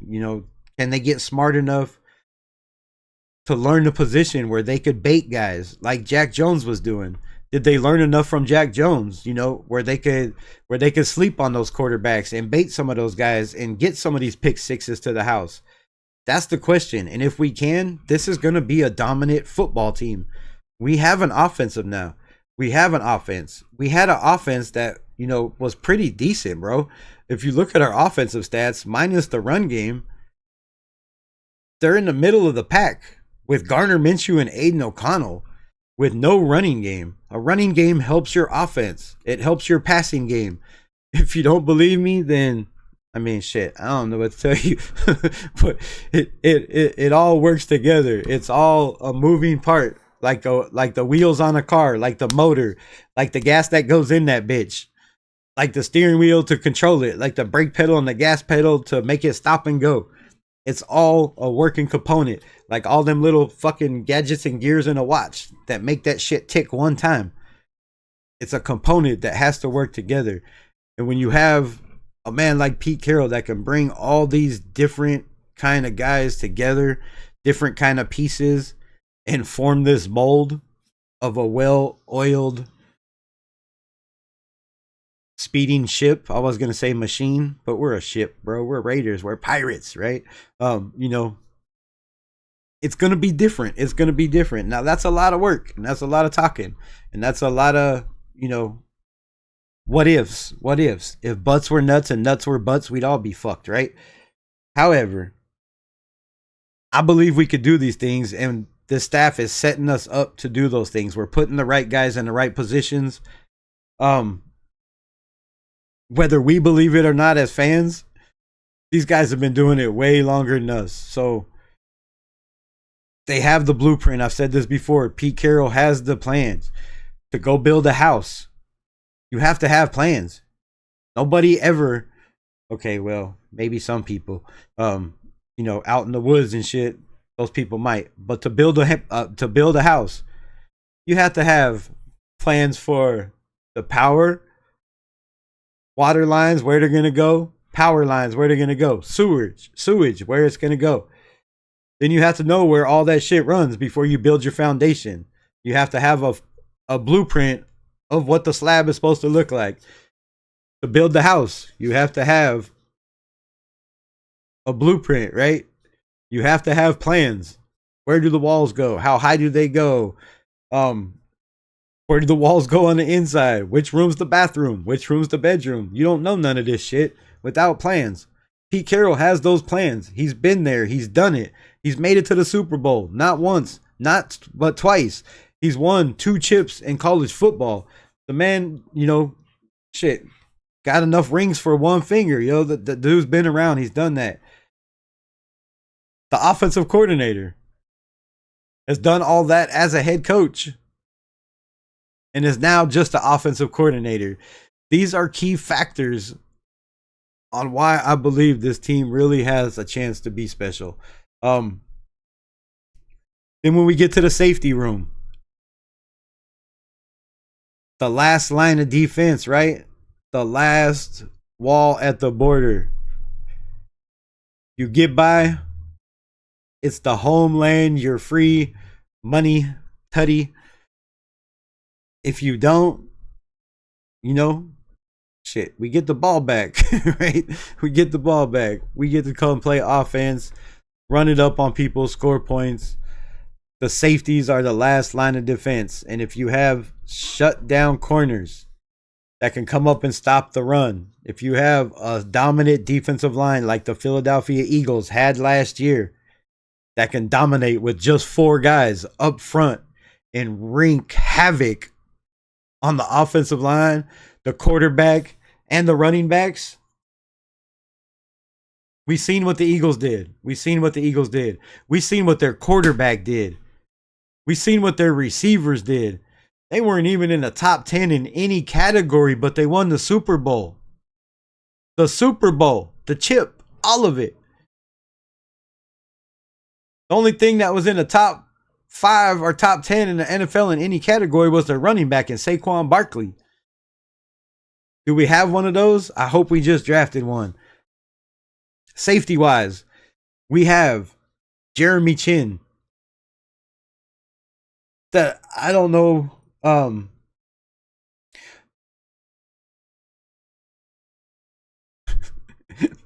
not gonna say what I was gonna say because that would have sounded horrible. Jeremy Chin, bro. Who made this dude? Where does this man come from? What is he made out of? Who the fuck is Jeremy Chin, bro? Man, this dude is running 20 miles an hour, keeping up with vehicles, with dudes on bicycles. His athleticism, his determination, his work ethic is up there with Maxx Crosby, bro. I'm going to go out and say it. I'm going to say it. This man works his ass off. Maxx Crosby looks nothing like Jeremy Chin. Max could say he's the hardest worker. He might keep his body other ways. Maybe he doesn't want muscle. I don't know. But Jeremy Chin, bro, this dude is flipping granite. It looked like somebody carved his ass with a chisel and a hammer Here's your chest. Here's your abs. This dude is a freak, bro. An absolute freak. And this man is going to stop people like he did. You know, he didn't have the greatest defense over there in Washington, but he was probably one of the best parts of that defense in Washington. The dude was constantly around the ball, constantly pass breakups. And they're not pass breakups where, oh, I got my fingers up and I tipped the ball. No, they're pass breakups where, you ain't catching that shit. Those type pass breakups, right? That's Jeremy Chin. That's what he brings to this defense. There's not many defenses that have safeties like Jeremy Chin. And I guarantee you, if they do, they probably don't have a defensive front like the Las Vegas Raiders. I'm telling you right now. Jeremy Chin is going to be crucial to this team, man. Crucial. He can play in the box. He can stop the run. He can cover tight ends. He can cover receivers. He can do whatever. He can play free safety, strong safety, hybrid. You can line this man up anywhere you want. He could probably play middle linebacker for us. No problem at all whatsoever. This dude is a freak. Was losing Marcus Epps, you know, with his knowledge of football, putting everybody in the right places, helping Robert Spillane out, a big loss? Absolutely, it was a huge loss. But I don't think it was as much of a loss as it was a gain of getting Jeremy Chin in this backfield. This man is like, man, has that Ray Lewis boom, and I'm no comparison at all. But when he hits dudes, they don't want to run that way no more. When he breaks up passes, these dudes don't want to go up and catch balls. If the receiver, if the quarterback is not putting that shit on the money and they don't have that guy beat, you don't believe me? Go watch film. They got dinosaur arms. Dinosaur arms. They ain't stretching out. And then, no. They got them arms to their body. Like, please don't hit me. Please don't hit me. I'm telling you, Jeremy Chin is a force to be reckoned with. He's going to be a problem. And last time we had a dude like that back there was Ronnie Lott. I'm telling you, man. No comparison, no comp. Don't get it twisted. I'm just saying. The mentality. I'm gonna make sure you don't want to catch the ball when it's around me. Don't throw my way. Because your receivers ain't going to give you 110%. They're going to half step. They're going to be like, nah, I ain't catching that shit. I'm telling you, man, don't sleep on this defense. They got us in the wrong spot. And I was hyped last year. But I said the main thing last year was tackling, was coverage wise. And the number one thing was the middle of the field. Teams own the middle of the field. The Carolina fucking Panthers destroyed us in the middle of the field. Destroyed us. With a quarterback that probably should not have been starting for the Carolina Panthers. Come on, man. Now, I'm not going to talk. I'm not going to say, Andy Dalton, whatever. He destroyed us in the middle of the field. You don't believe it? Go put the game back on. Go taste the misery like I have to do when I got to do film breakdown of yelling and screaming at the damn computer. Y'all think I get mad sometimes on lives or when I go on other people's channels? Man, that's just my passion coming out. The anger it's way worse, bro. I might talk soft, but there's a different side of Rebel. I guarantee you, a wholly different side. And most of it comes out on game day watching the Raiders play. That is most of my anger. So, in the chat and in the other shit, it's all love. I might get a little frustrated sometimes, but most of it, 99% of the time, it's just passion or me, trying to just let y'all know how I feel, and probably going about it in the wrong way, but that it is what it is. So what I'm saying, Jeremy Chin, bro, we even got to the rest of the safeties. Jeremy Chin, this man, dude, this man is gonna make this defense special. Very, very special. He's gonna make these corners special as hell.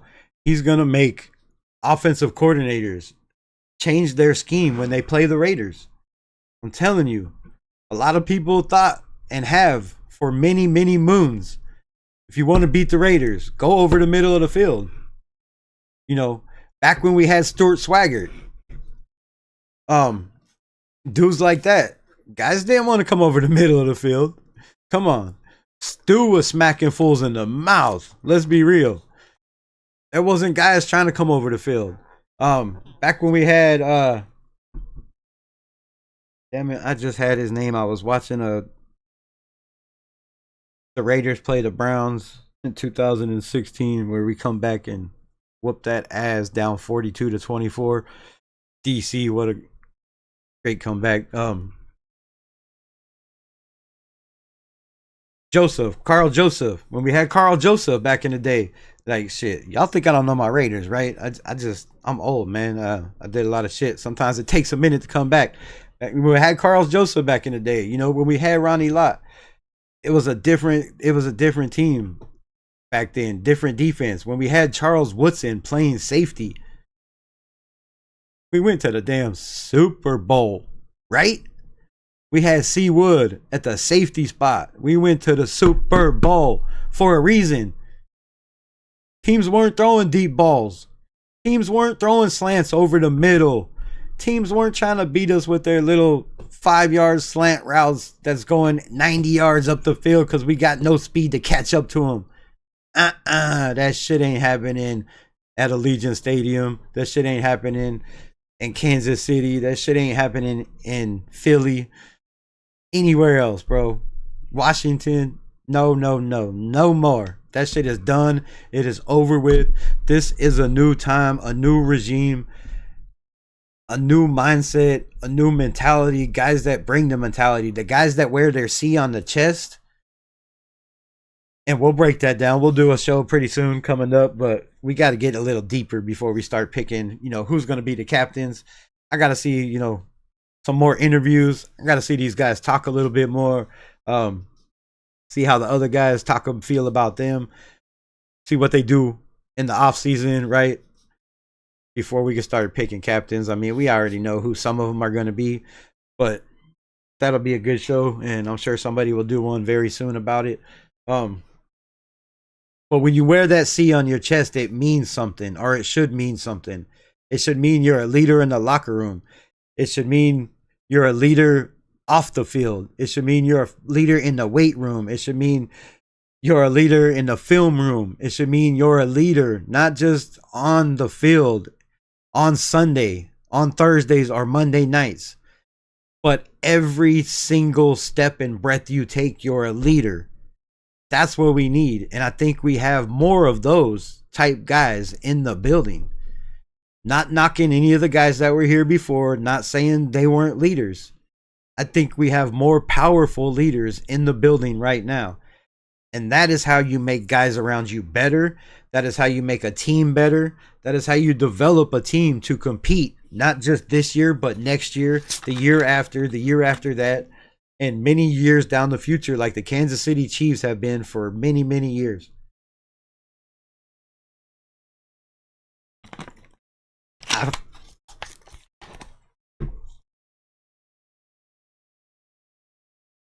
Why is it still skipping frames? Is my shit still skipping? I mean, if y'all can hear me, that's cool. But if I look goofy and shit, can y'all tell me? I mean, I look goofy anyways. That's a dumb question, right? So, Jeremy Chin, bro, I got to get that jersey. I think this dude has the potential to be one of the main guys on not just the defense, but on this squad that helps turn this team around. His mentality, his mindset. Landon Roberts also, when he spoke, I listened, right? I paid attention. I was like, damn, dude had my attention. You have those alpha males in the room. I think last year we had a lot of guys that were followers, guys that were, you know, wanting to be like guys in the room. I think this year we have guys that want to be themselves, that want to be their own legacy, that want to create their own path to glory, right? But they want to do it with carrying the rest of the guys in the locker room with them. And that is the big difference. That is how you win championships. Take a breath.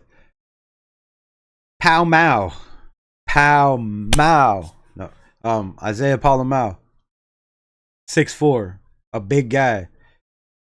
That can cover. That can hit. We've seen him make plays where he jarred the ball loose. We've seen him make plays where he created turnovers.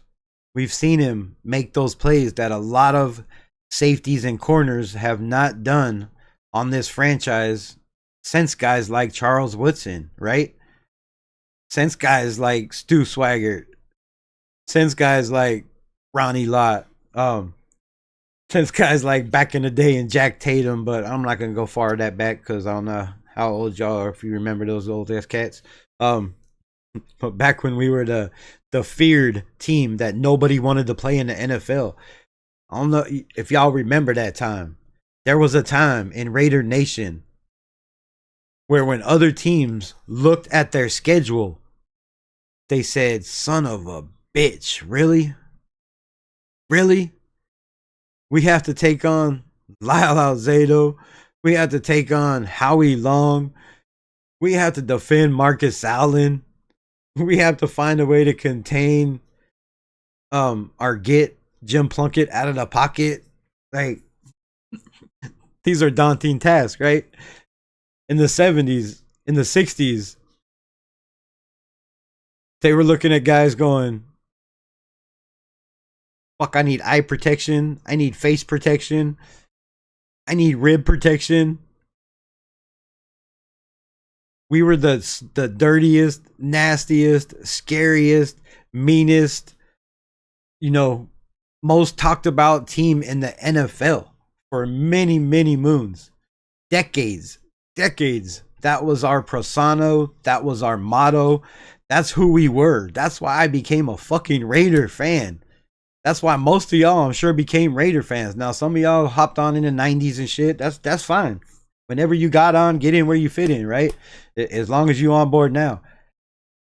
But it used to mean something to see that shield pop up on your schedule. Teams didn't want to see that shit. They were like, damn, bro, we got to face the Raiders? Really? They had nightmares. They had dreams. They enter stadiums shaking like, holy shit, bro. What's going to happen to us today? How bad are we going to get beat? Like, we dominated errors. People forget that. We didn't just win Super Bowls. We didn't just win a couple games. We dominated for decades, yo. We were that team nobody wanted to face. Nobody wanted us to come to their building. Nobody wanted our fans to come to their building. Nobody wanted to come to Oakland. Nobody wanted to come to Oakland. They didn't want to come to the Coliseum. There's going to be a time soon where they don't want to come to Allegiant Stadium. But there was that time. That's why I'm a fan. That's why I'm passionate about this team. I believe we are getting back to that. It has been never in my lifetime that I remember us hitting on a draft in the first round back to back. Now, Ashton Genty's not proven. It's not a proven hit. I get it. But it's been a long damn time since we have hit in the second round, the third round, the fourth round. Now, some of those guys last year, Eichenberg, you know, Trey Taylor, we'll get back to safeties in a minute. I just went on my soapbox and got fired up. And I know I haven't read the chat at all today, but I like it because when I don't comment on the chat, this shit just seems to run rampant in this bitch. So yeah, just keep blowing it up. I'll get to it. If there's no hashtags, well then, if you had questions, they probably won't get answered today. I apologize, but you know, I tried to be that guy that read every single comment, and I think it just slows down the chat and what I'm trying to get out. So, I apologize, but super chats, hashtags, stickers, anything that get my attention over there, I'll read it. But I'm gonna go back and read this shit anyways, as much as I can. So appreciate y'all for rocking with me this long. But yeah, I believe we're back to that state, that state of mind where teams are looking this year. They're looking this year at their schedule going, this team has a chance to be good. This team has a chance to be damn good. The critics on ESPN are saying this is a different Raiders team. This team is going to make some noise. Now, I don't watch ESPN. I don't watch Fox Sports. I don't watch NFL Network like y'all do. I don't. I read the news. I read all the Raiders shit. And, fucking, I'm on X with breaking news from, all the reporters and shit like that. But I'm not listening to what the critics and all these dudes say. None of my picks, none of my opinions, none of the players I talk about are based on anybody else in the, entertainment media. I guarantee you. So we're getting back to that. There's teams looking at their schedule right now going, oh my God, that Brock Bowers kid. There's defensive coordinators going, calling everybody they know. Do you know how to defend for the best tight end and possibly the best running back in football in the same game? With a receiver that has no drops, 0 goose egg drops in a season, over 1,000 yards. You know what I mean? Bueno, what's good? You made me put my glasses on. You didn't. I was just fucking with you, bro. I'm Piano Man. I'm 31. I'm from Arizona. Shout out. Shout out to my guy, bro. But yeah, I'm not asking for the super chats. I'm not that is not what I was referring to. I was just being a smart ass and talking shit, but shit, I ain't gonna say no. Definitely not gonna say no. So I appreciate you, my guy, showing love to the channel and fucking with the lightning bug. I love it when people fuck with the lightning bug. But I see lots of laughs and smiles, so everybody's having fun in the chat, bro. I appreciate it. I like that everybody's enjoying themselves. Every time I look over there, all I see is happy faces and smiley faces. So if you're laughing at me, fuck you. If you're laughing at the chat, no, I'm just kidding. You know what to do. If you're laughing at the chat, or if you laughing at each other and you're not butt hurt and nobody's got panties in a bunch, then continue what you're doing. I appreciate the love and the people rocking with your boy at this new special different time, right? So yeah, back to it after I went on my soapbox. We're going to be feared again, and I believe it's this year. I believe there's a lot of teams like the Saints, like the Jaguars, like the Titans, like the Browns that were above us drafting this year going, holy fuck, man. Excuse my language. Holy fudge, man. Is this really who we got to face? We really have to cover Brock Bowers, Ashton Genty, Jacoby Myers, Michael Mayer. Throw the fact that we have a 4'3", 6'5" receiver in Dante Thornton. Throw the fact that you have a dude that's going to try to beat you on every rep in Jack Beck. Throw the fact that you have a guy and that's a backup. That's a backup in Raheem Mostert. That's a backup that can score anytime he touches the football. Come on, man. And y'all are picking us to win 6 games, 7 games, 8 games. Stop the madness. Stop the madness. Y'all think my prediction at 12-5 is crazy? I think y'all predictions at 8-9, 7-10, whatever the hell it is just absolutely wild to me, bro. I think it's wild. But anyways, Isaiah Palomau, coming into that contract year, I do believe, right? 3rd or 4th year? I believe coming into that contract year or somewhere around there, USC guy, Cali boy, Pete Carroll, Chip Kelly. Like, there's always fits, there's always ties. the man thrown into a fire when guys went down and got hurt. Showed he could take that next step and be that guy. But there's also guys in the building that want that job, right? There's guys that want to compete for that job. So Trey Taylor injured most of the year. I hate to keep bringing it up, but I think this was a key reason he wasn't on the field. I think Mark Davis or somebody in the upper management was like, that shit is not going to be tolerated, and we need to, prove a point right now. Now, I could be wrong. He was injured. He was on the IR. They didn't want to put him on the practice squad because nobody wanted to lose a guy like Trey Taylor, a guy that's built like Ashton Genty, right? A guy that's built like Jeremy Chin. Just solid, chiseled muscle with speed that's going to hit you like a flipping missile. Taking that next step. If that guy could get burned, get reps out there, with Harper and some of these safeties that we've only brought in, I think, one or two. Hudson Clark. Man, Hudson Clark could add value to this team. I know people don't believe it. They're like, man, what's this big, lonky, goofy white boy gonna do? Pretty boy, looks like, never done anything in his life. Looks like he probably, wouldn't even tackle anybody and shit. But don't sleep on Hudson Clark, man. Don't sleep on Hudson Clark. So our safety room has the potential, again, to be a huge problem. Our corner room has the athleticism, maybe not, the experience, maybe not the experience, but they have the experience coaching them. Marcus Robinson, bro. You know who had the best year under that dude? You know how many Raiders speak highly of him when he was a coach back in the day? Saying, go watch film on that man back in the day. And just Google the corners that he's coached. So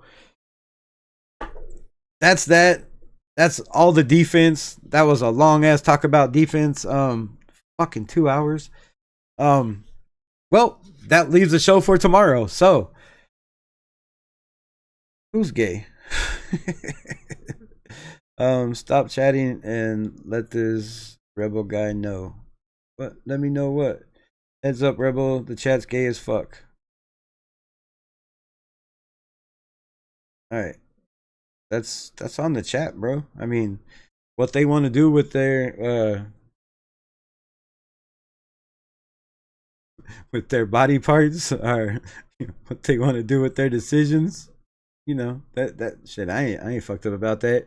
You get $2 bills from strip clubs. You must be 31 and from Arizona. And not know what $2 bills are. Gay.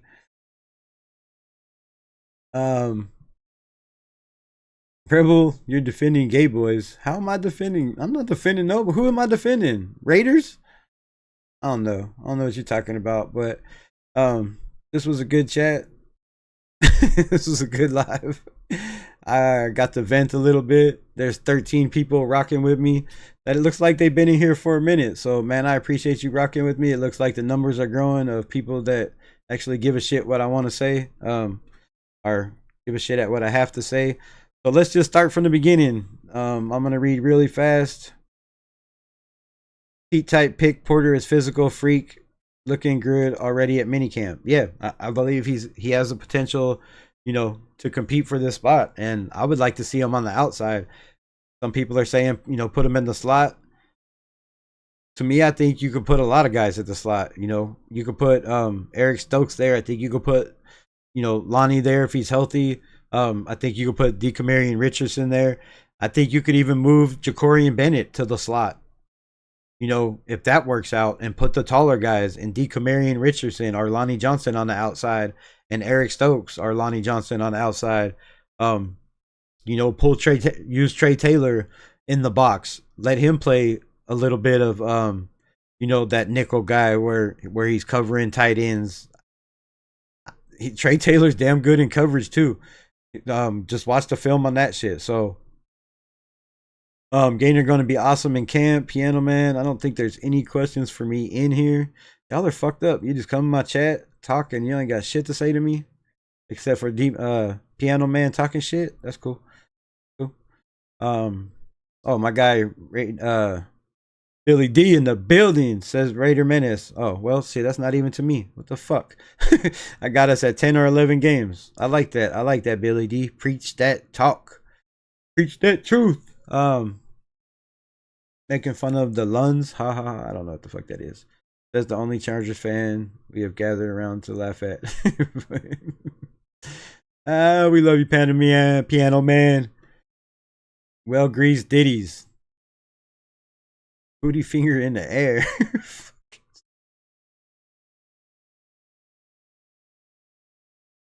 Oh, Piano Man. How do you come in my chat and say my chat is gay when you're talking about booty fingers in the air? Fuck you.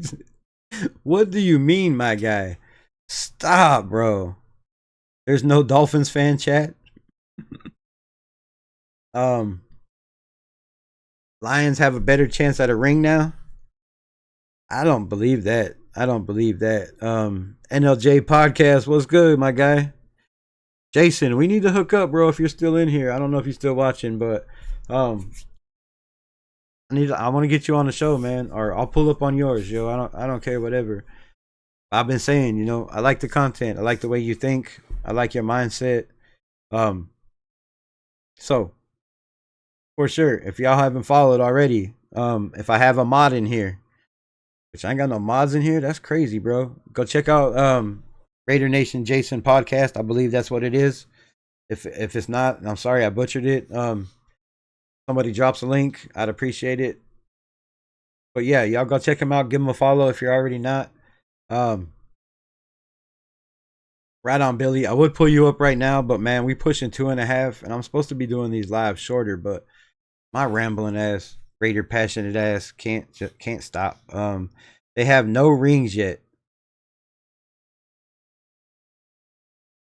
Hold up. I gotta see if there's a bookmark on here.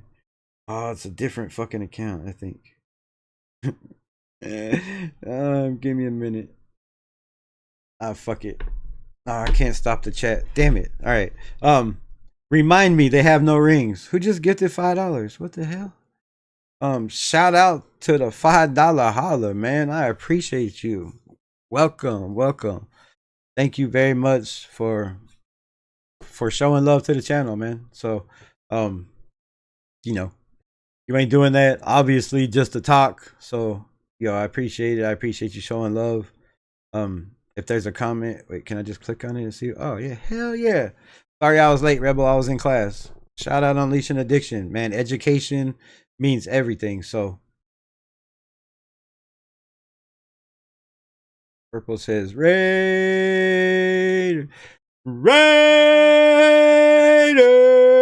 Oh, is that better? I had to yell that one time. I never get to yell in my chat. Oh shit. See, clicking on $2 $5. What the hell? Damn, you're number one. No, you're number one. Thank you for the love, man. Puts a smile on my face, yo. Definitely puts a smile on my face. There's another one that's blue. Damn, Unleashing Addiction, 199 vibes. Glad to know you're vibing in the chat. I appreciate you. Appreciate you showing love for your boy, for your guy. I'm not a boy. Why the fuck would I say that? Boy. No boy. I gotta stop saying your boy. The hell, clown shit. I just seen somewhere it said 3-0. Oh, I don't know what that means. All right, I'm trying to catch up to this. Thanks for all the goblins. Thanks for all the members in the chat, yo. Thanks for all the people that support this channel, that support Raiders Unleashed. If you do not support this channel, the fuck's your problem, yo? Hit that like button, subscribe. If you know you're coming in here, popping in all the time, but you ain't joining in the fun in the comments, you know, join in. If not, comment after the video's over. Every comment helps. I stopped at Raider Nation Jason. There. All right. Billy D, what up, my guy? All right. Let's see.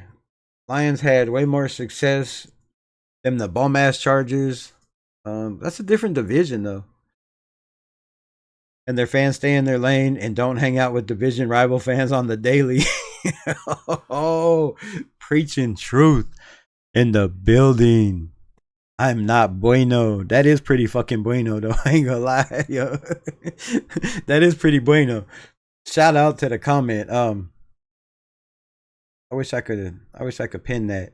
I don't know where all my mods are. Raider Menace. No, he wasn't the one.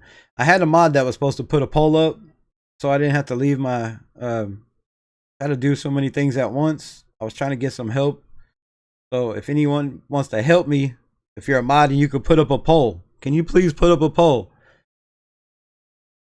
that says, will the Raiders make the playoffs in 2025? Yes or no? Can somebody please do that? If not, it's cool. I get it. The Chargers love giving y'all ish people. They never give us shit, bro. They're not even a problem. Herbert choked once again last year. He did, man. Had a damn good year. 28 tutties. 5 or 6 interceptions? I think 5 interceptions.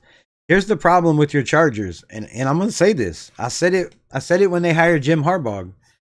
Jim Harbaugh wants to use Justin Herbert as, you know, as that what the hell you call it?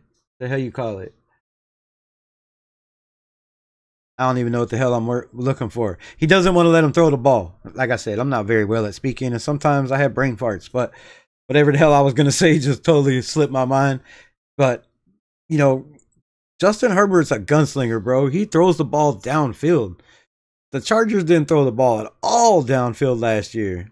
Now, they had Ladd McConkey running slants, running out routes, running, you know, comeback routes, running post routes, drag routes, all the above. They had him doing all that shit. But they didn't use Justin Sherbert like they should have. They relied way too much on the running game, is why they averaged 116 yards a game. They relied on Dobbins way too much. And, you know, a UDFA kid at that, I do believe. So Jim Harbaugh and his belief in not bringing in, you know, top-notch, high-paid running backs, I think the philosophy changed last year. Well, I mean, not too much, but he paid a little bit for Najee Harris. You know, they went and got O'Marion Hampton in the draft pretty early, so that's another sign. But that's a sign that they're just going to be a run-first team. They're not going to let Justin Herbert beat teams with his arm, which the kid can do.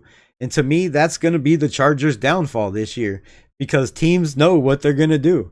It's obvious. We already know Harbaugh, how he's going to beat you. And if you didn't watch my guy, Pete Carroll, talk about in his interview with the Seattle reporters, if you didn't watch my guy, Pete Carroll, talk about the fuck was I going to say? Damn brain farts. The hell was I just saying? Sorry, I was trying to read messages. But if you didn't hear Pete Carroll in the press conference in Seattle, go watch that shit. Go listen to that shit. I just totally forgot what the hell I was talking about. Absolutely forgot. Somebody remind me. Damn, what the fuck was I saying? Horrible, horrible, horrible.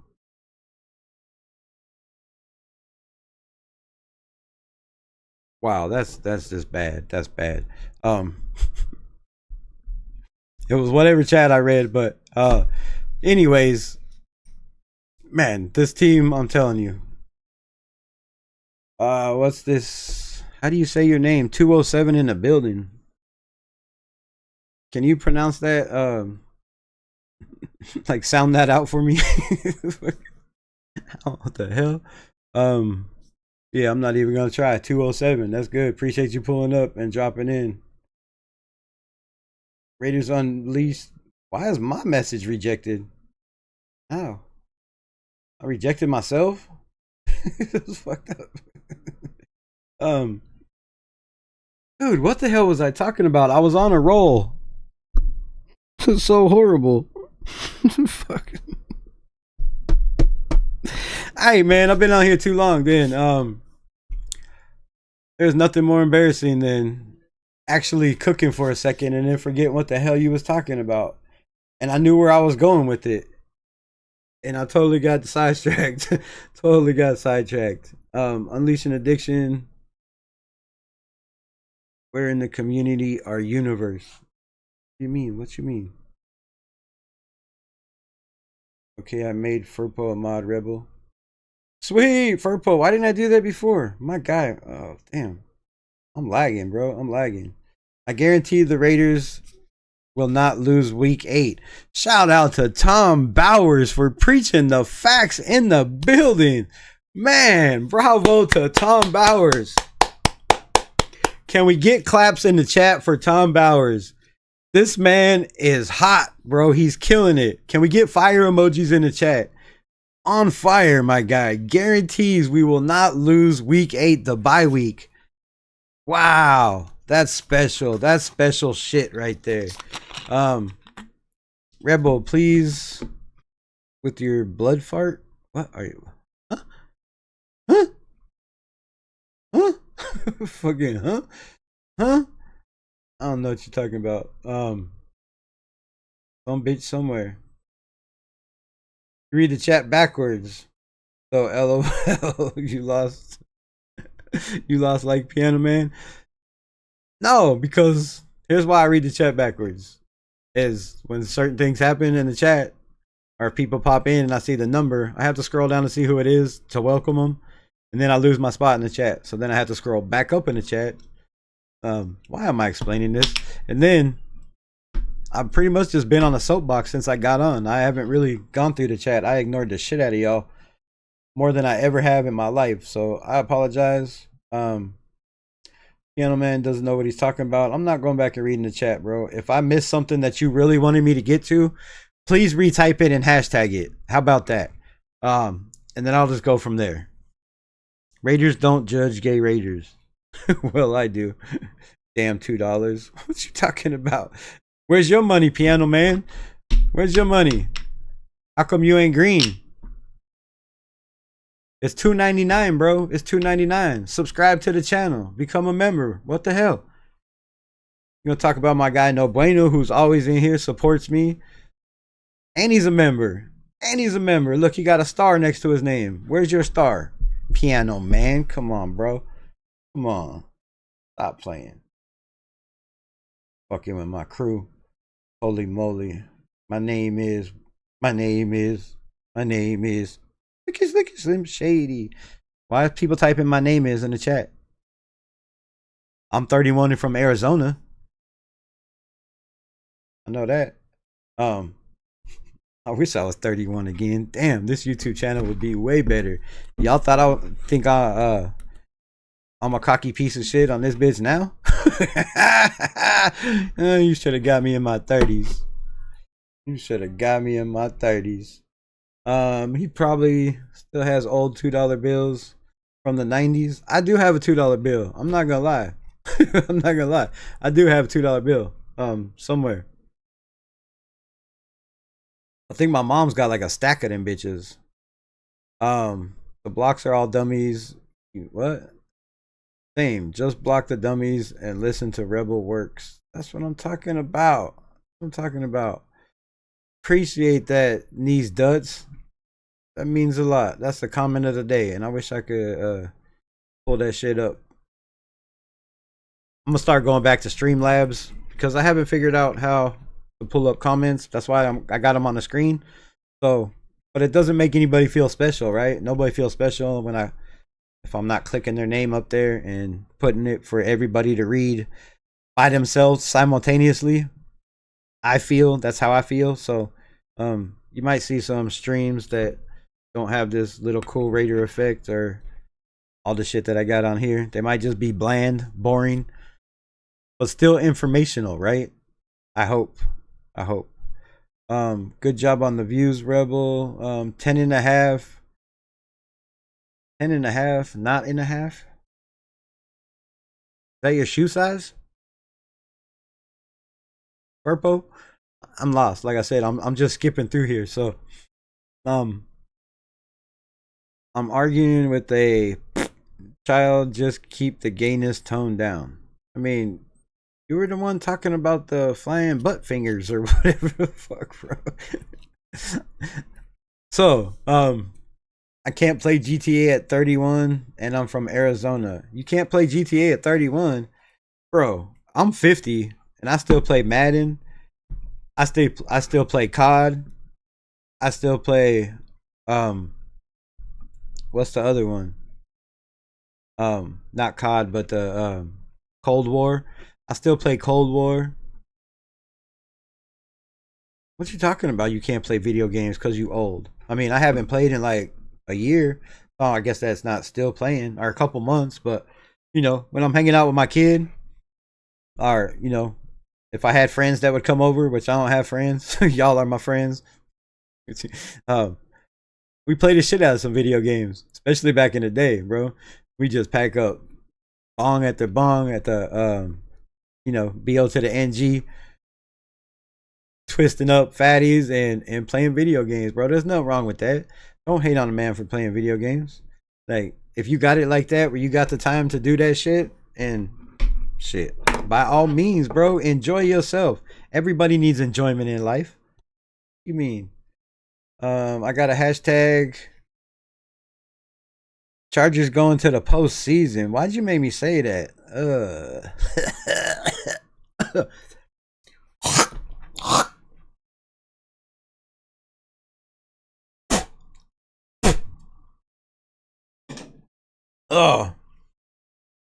Fuck, what's wrong with you, man? Made me horrible taste in my mouth. Hashtag Raiders. Got that big D energy. The big D energy, huh? He says, Piano Man says, hashtag he's a joke. James Furpo says waiters. Waiters. Furpo. Fucking what's the waiters? Waiters. Waiters. Hashtag sunshine. Hashtag yeah. Somebody's proud of me. Thank you. I love it when people are proud of me. My mom's never been proud of me. I've been a deprived child. My daddy's never been proud. Nobody's ever been proud. Fucking. I was high, my bad. I dropped the ball. Shit, you should play for the Chargers. Drop the ball. Taking hits from the whoop whoop. Bro, that's so cool. I'm proud that you're trying not to be gay. Fucking. Hey, you know, everybody comes around, bro. Everybody comes around, I guess. Eventually. Not everybody, but you know, some people. That's the guy that's 31 and from AZ.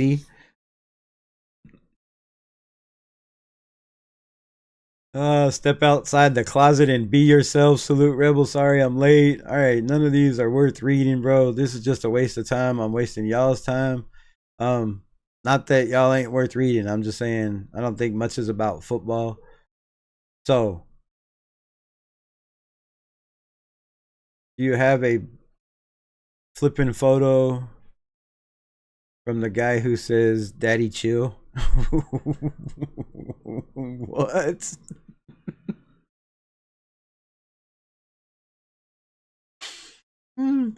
Oh fuck. Stop. I can't, you can't make my eyes water when I'm wearing glasses, bro. That shit burns. I love the shit out of y'all, bro. Y'all my favorite. Y'all my favorite. I don't know what's happening, but if anybody was offended and left, I apologize. If you can't take a joke, man, don't come in this chat because we have fun in here. And if you don't have thick skin, or you're sensitive, you know, there's other Raider channels, bro. Or there's Chiefs channels, there's Charger channels, there's Bronco channels. If you got sensitive skin, you know, might not be the chat for you. And if it keeps growing like this, it might just get worse, bro. It might get worse. So shout out to the 15 people still rocking, the 12 in the building. It keeps fluctuating. You are gaining traction. Stay on longer if you can. All right. I mean, I'll stay on what y'all want to talk about, dude. I'll stay on all day long. Shit, I'll stay on until it gets dark in this bitch. If the Piano Man had a second account, it would be oh, Crocodile Rock. For some reason, I thought that said something else. That's a good ass song though. Tom Bowers, all right. You passed the test. Sweet. Tom Bowers has passed the test. Why is he not a memory yet? Oh wait, what do you say? Quinshon Junkins. Quinshon Junkins had like 8 drops for big plays. Also, Chargers drafted Trey Harris. Oh shit, I forgot about that. Thanks for the reminder, Tom Bowers. You are slowly killing this chat, Mr. Bowers. Got Mike Williams back. Tyler Conklin should start at tight end. Herbert got options. Well, thanks for bringing that to my attention. They also have a tougher schedule than the Raiders. They also are going to run the ball way too much. They're going to run the ball way too much. It makes teams easier to key in on offensive plays, to key in on quarterbacks when you're only passing once every 6 downs, twice every 6 or 7 downs. It's hard to have a balanced offense. And if you don't let Herbert throw the ball, which Trey Harris will give him definitely that ability to throw the ball down the field. Trey Harris was one of my favorite receivers in this draft. But here's the problem with Trey Harris. He had 2,000 yards 2,000 yard receiving years with Ole Miss. However, the catch is he wasn't healthy. He missed half the season one year. He missed half the season last year. He played 7 games, had 1,000 yards the first year. Played 7 games, had 1,000 yards the second year. Now, I know 1,000 yards is a lot in 7 games, but you also had the best quarterback coming out of this draft in Jackson Dart. And if you don't believe me, well then shit, hit me in the comment section. Or hit me after the season, because we're going to see. And I guarantee you one is going to play way more than the other. But I have a feeling Jackson Dart might play. But if he doesn't, we'll just have to compare a year sitting to we'll compare their second years, whatever it is. But I feel Jackson Dart is the quarterback of the future. The kid can run, he can throw. He got 100% on his SPS test. Only 2 players in the history of the NFL, we talked about it last night, Lamar Jackson and Jackson Flippin' Dart, are the only 2 players in NFL history to score a perfect 100 on their SPS test. That's elite, bro. That's elite right there. Now, you might not have the elite arm, might not be elite at reading defenses or shit like that, but it's elite. It's elite, and this kid's gonna be special. Mark my words. Write it down, take it to the bank, put some money on that shit. Dan Napier is a Chargers fan that got a Raider game. Dan Napier is a Chargers fan that got at a Raider game. Like got like what? Got his ass whooped? Got shot? Got his ass whooped in the stands? Is that who that was? Tom Bowers is Piano Man's second account. Stop playing. my man. I'm Not Bueno is on fire tonight, for real. Or today. I'm saying tonight because I'm used to the night show.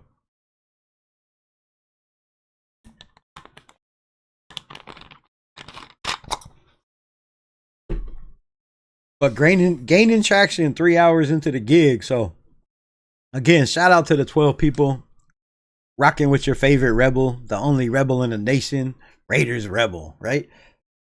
Appreciate y'all. Appreciate y'all. Tom Bowers, all right, you passed. I got to go to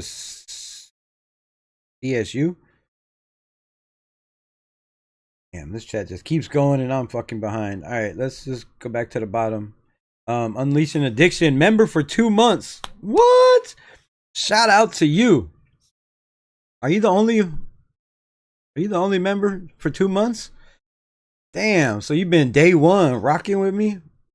Hell yeah. I gotta do something special for you. I need a fucking notebook. I gotta write this down. Oh, I found it. Oh, I found it.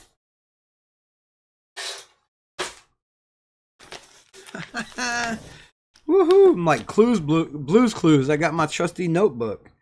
And yes, it's old school as shit. It's just a notebook.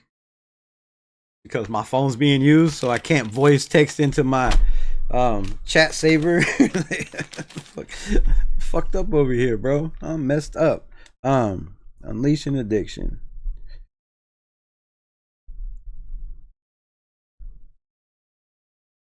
Man, I gotta send you a Raider Unleashed shirt or something. So DM me. I'm gonna take care of my people, man. You show more support than, and it's not about money. It's the fact that you're mostly always in here also. You were one of the first ones in here, so that kind of shit doesn't go unnoticed to me. So we have a line of shirts. I made an old shirt. Have y'all seen the shirt? Hold up.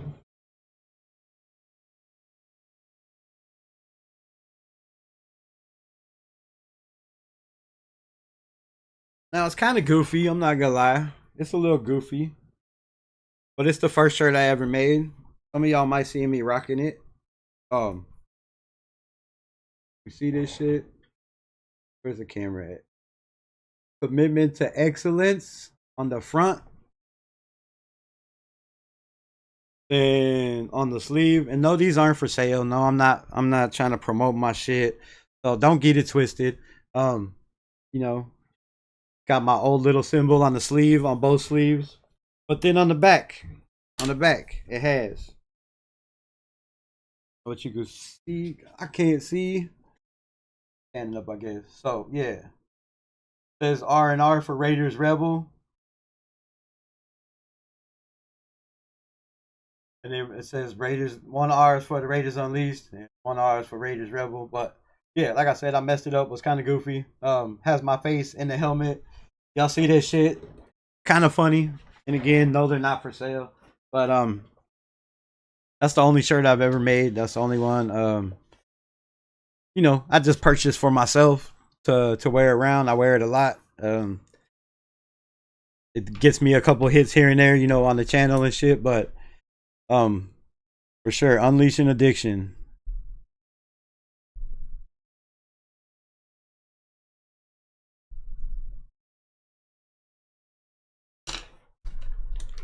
I'm gonna send you a shirt. So DM me on IG. It's Raiders Rebel. Hit me your DM. Send me your info, where to send that shit to, and we'll hook up. I'll make a shirt. Better than the one I got, the one I just showed, because obviously my editing skills are night and day from when I first started this shit a year and a half ago. I couldn't edit a damn thing. I taught myself everything. Didn't know shit about editing. Didn't know shit about live streaming. All I knew shit about was tile. I've been a tile guy my whole life. Worked construction my whole life. Worked my ass off every day grinding. So, but when you want to learn something, you want to do something, you got to put your mind to it. So I taught myself editing. I taught myself how to make fonts. I taught my all my thumbnails. That's all my shit. And they're not the greatest, but it's all my shit. It's all my shit put together. All my videos are edited by me. If you go back and watch my videos, all that editing is, it's all me. No subbing out to no shit. All the music I play in my videos, the start of the video that skips like hell. And I don't know if it's skipping for y'all, but I really need to go back and watch my video. I'm gonna write that down. Also, go back and watch video to make sure, because if it skips like it does for me when I'm looking at the live on my chat and reading the chat, if it skips like that, yo, again, I apologize, man. I apologize. Go back, watch video.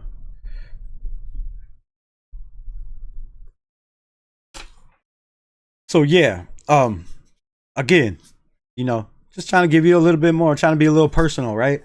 There's not too many times. There's 15 people in my chat, so not many people know shit about me or what I do, or you know how this shit grows. Or I need to start posting more videos for the members, because I know I'm starting to grow on members. So look for that shit to come out very, very soon. Sooner than later, definitely sooner than later. Maybe just drop some videos. Like I said, I'll probably break down some of these prospects. But it's not going to go unnoticed, right? If you're subscribed to the channel, and I know most of y'all were gifted that shit, but it's still, whoever gifted it, it still means the world to me. So I'm going to do something for y'all. And again, Unleashing Addiction, hit me up, DM me. We going to make a shirt. Anybody else, you know, wants to buy merch, fucking let me know. I'll put some shit together, or, you know, maybe I'll put some shit together. If you're interested in you know, rocking Raider Rebel shit, if you would sport my shit, or you know, you don't even have to buy it. If you'd wear it, I'll start doing giveaways, right? I'll make a couple t-shirts. I'll do giveaways, so you know I can get my shit out there. But that's up to y'all. I'm not gonna give a shirt away, you know, to somebody that's not gonna rep my shit. So if y'all are willing to, then, you know, again, I'm willing to, you know, put back in everything I get to this channel. Jackson Dart loves throwing darts to the defense. Stop playing Tom Bowers. Now you're just trolling, bro. Now you're just trolling. Go back and look at his interception to touchdown ratio difference every year he was in college, even at USC. The man don't throw interceptions, bro. He had one bad game against Florida where they were ahead the whole game. Their defense started playing the best they'd played in a long time at Florida, and he made a mistake, and they got behind, and it was 2 minutes left in the game, and Jackson Dart tried to do too much. He made a stupid ass pass. He admitted it. He knows it was a dumbass play. He should have never thrown the ball. It was an interception. Then the next time they got the ball, they still had a chance to come down and win the game, and he threw an interception in the end zone. That was his worst game against Florida. So, you know, talk all the shit you want about Jackson Dart, bro, but Jackson Dart is a flipping dog. I'm telling you.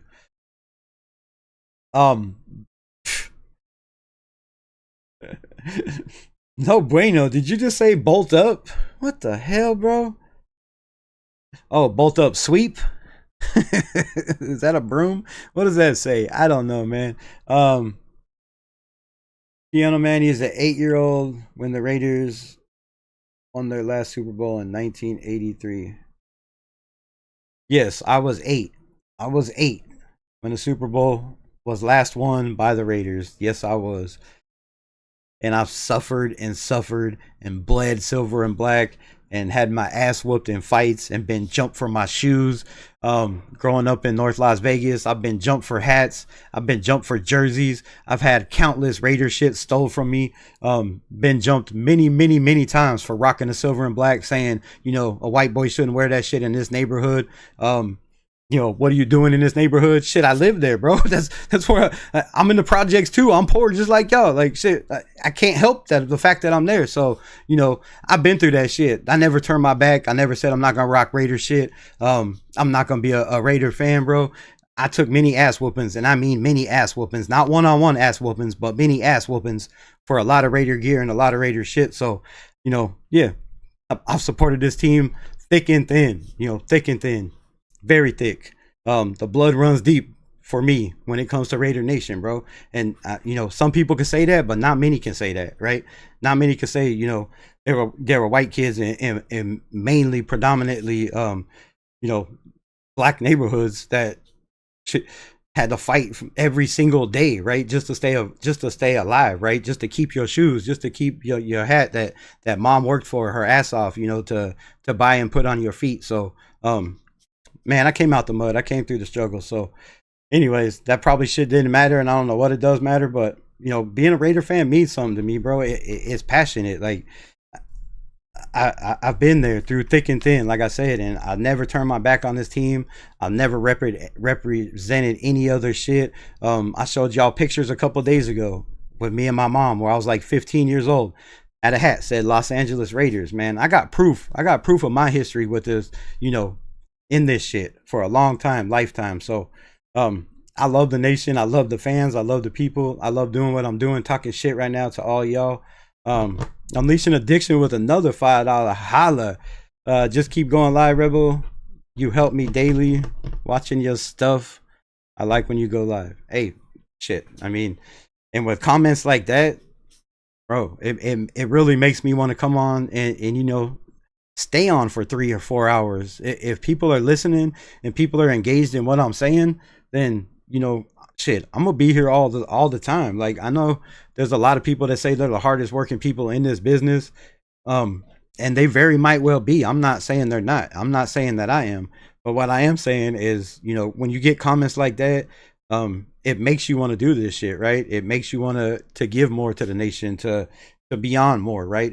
If you think that people are actually listening to what you're saying, it definitely gives you incentive and motivation. And I've talked about it before. I struggle a lot with anxiety. I struggle a lot with PTSD. I crawled out of a house fire twice. I've been hit by a dump truck in my side door. If y'all want to see videos of what the car, pictures of what the car looked like, you wouldn't believe that I'm standing here today. Thank God for Chevy Blazers, bro. Because if it wasn't for Chevy and the way their shit's built, I would not be here today. So 50 miles an hour coming downhill, a dump truck with a full load of rocks, 80 tons in my door. And I'm still here. I'm standing here today. So can't keep a good man down. But so I struggle with PTSD, man. I still driving to this day. If a big ass rig gets next to me, or dump trucks or garbage trucks, shit like that, bro, like my shit starts staking. And dude, I'm a fighter. I've been a fighter all my life. I ain't never been a pussy, never been back down, never been scared of shit. But there's shit you can't control. People that have been to war, people that have been molested or raped in their life, like that's shit that people don't imagine what they live through day to day. So coming on here, talking, not being in my head, not thinking about my past or shit like that, really helps me. So I appreciate y'all pulling up and rocking with me and listening to me every time I go live. So yeah, it means the world to me. And then again, comments like that, support like that just makes me want to keep doing what I'm doing. So I appreciate y'all. Thanks, no bueno. My stuff gets stressful, so I appreciate watching you and talk your mind in this stuff. Hey, I appreciate it. That shit means a lot. As long as I can help, bro. And again, I've said it many times and I'll say it again. If anybody struggles, if anybody, feels like they're at the brink where they can't take shit no more, they don't want to be here. They don't want to push. They're giving up. Bro, hit me up. DM me. Email me. My email's on everything. My Instagram, my X. Like, sometimes talking helps. Believe me, it helps me. It does this shit for me. So, if you struggle with anything, bro, I'll take the time out. Now, if this channel blows up and has 60,000 fucking followers one day, then of course I won't be able to, do it the same. But, man, that's my passion. That's what I do. So, I've always been that dude that's always looking out for others, always trying to help others. I was that dude in school where when people beat up on the nerds, sorry, I didn't mean to say nerds, people with the glasses, people that were goofy, people that dressed different, people that were not the rich kids that were poorer than them. I was that dude, getting jumped, taking fights, sticking up for, people that couldn't stick up for themselves. So, if you struggle, you battle, you have depression, if you go through shit like that, Chris for Raiders, what's good podcast, just hit me up, and I understand not everybody wants to talk about shit they go through or their problems in life, and some people think it's weak to reach out to other people to talk about their problems. To me, I don't. I think it takes a real man to tell people what they're going through, how they feel, the things they struggle with in life. I think it takes a bigger person to do that shit. So, yeah, let's get back to football, man. Fuck. What y'all talking about? I appreciate you, Rebel. Thank you. Chris for Raiders. Welcome to the Unleashed podcast. What's good? What's good? Appreciate you, my guy. Welcome to the Unleashed growing nation. Yeah, we're gonna keep trying to grow this shit. Hell yeah, sir. Rebel has become like family, helping me, helping my day. Yeah, shit. Appreciate you. Definitely like, shit, I care. You don't believe me, just go back and read my comments, man. Like I said, this shit right here, it says Raiders. But what's it say underneath, yo? You can read. That shit says family. Raiders family. I don't tattoo that shit. I didn't ink my shit up for nothing. All my tattoos that I have on my body mean something. They all have meaning. And there's not a lot, but 7, 6, 7, 8, 9, I don't know. But they all have meaning. So trying to change the topic from the sad shit. Nah. What's sad, bro? What you talking about? There's no sad shit. How many games you got us winning this year? I say like 11. That's good, bro. I'm happy with 10, 11. I believe we have the potential to win 12-5. And, if shit goes our way. If we do the 5 things that I mentioned earlier in this live, at the beginning of the live, if we do the 10 things that I mentioned, those are all 10 key aspects. And, I probably should have wrote them all down and put them up. I'm getting to that, man. We'll get there. But, if the Raiders can do those 5 things, we're a playoff team. There's no doubt about it. There's no question. And that's for any team. I mean, if any team can do those 5 things I named, they're probably a damn good team and they're going to win a lot of games. But a lot of the teams don't have the weapons that we have. And I know they're, not big household names. I know everybody wants the Pickens. I know everybody wants the Metcalf. I know there's a lot of content creators that, it seems like they watch more football than they do Raider football, because they're always talking about we should bring in this guy or we should bring in this guy, instead of trying to develop the guys that are already in Raider Nation, right? The guys that we have already drafted, the guys that we've brought in, to try to revamp their career, right?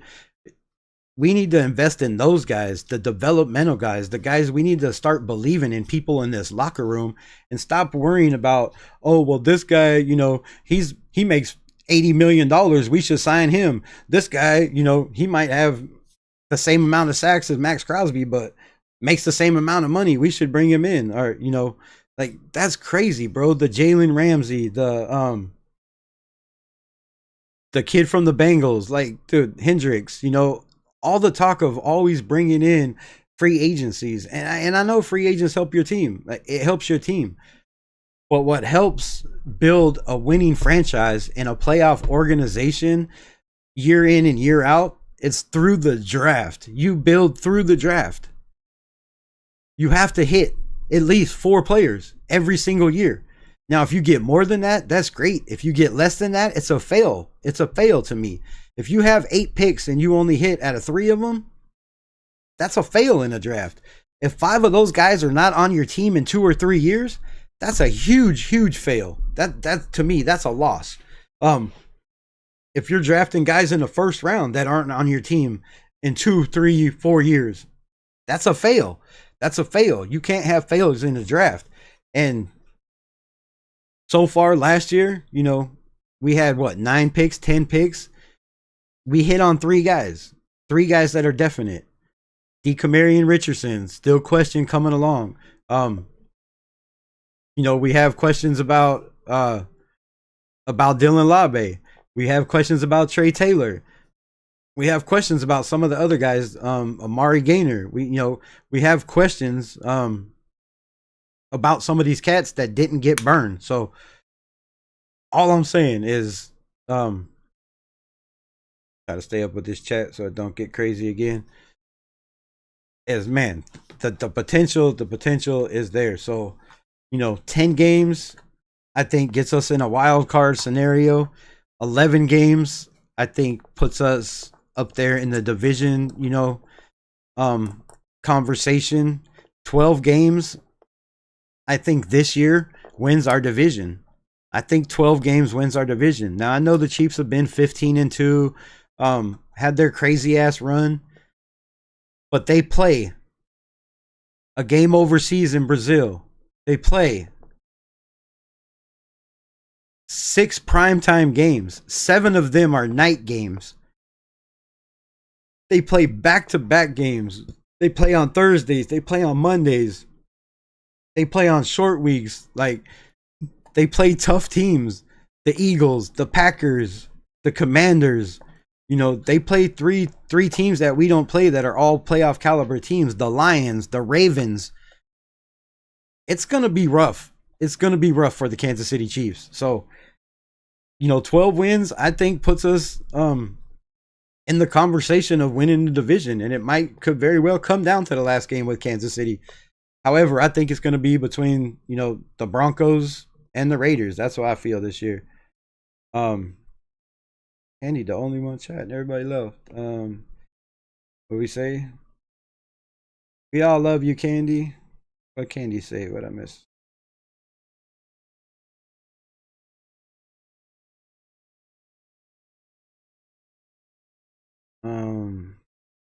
Da, da, da, da, da, da.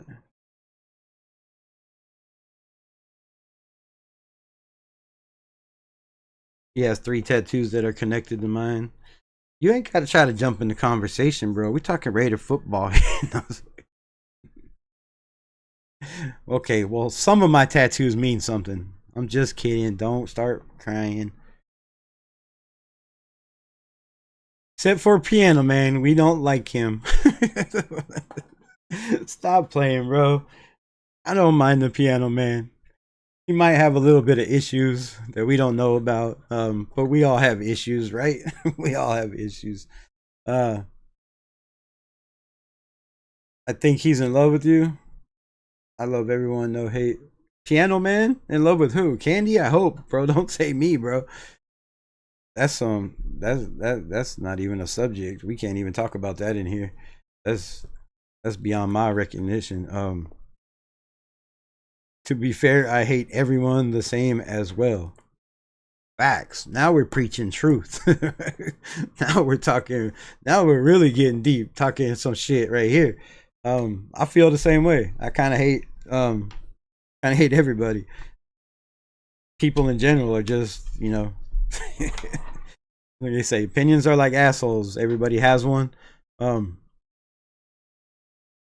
Again, I am pretty lovable. Stop. No, you're not. No, you're not.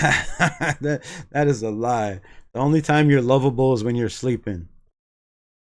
You can cuddle. Other than that, you're just constantly loud and screaming and yelling. And her name should be Rebel. She just constantly causing. No, she don't cause no chaos. She's just loud. Rebel lost his V card to you. To who? I lost that shit. We're not even going into that on here. Some of y'all might look at me different if you knew the age I was when that happened.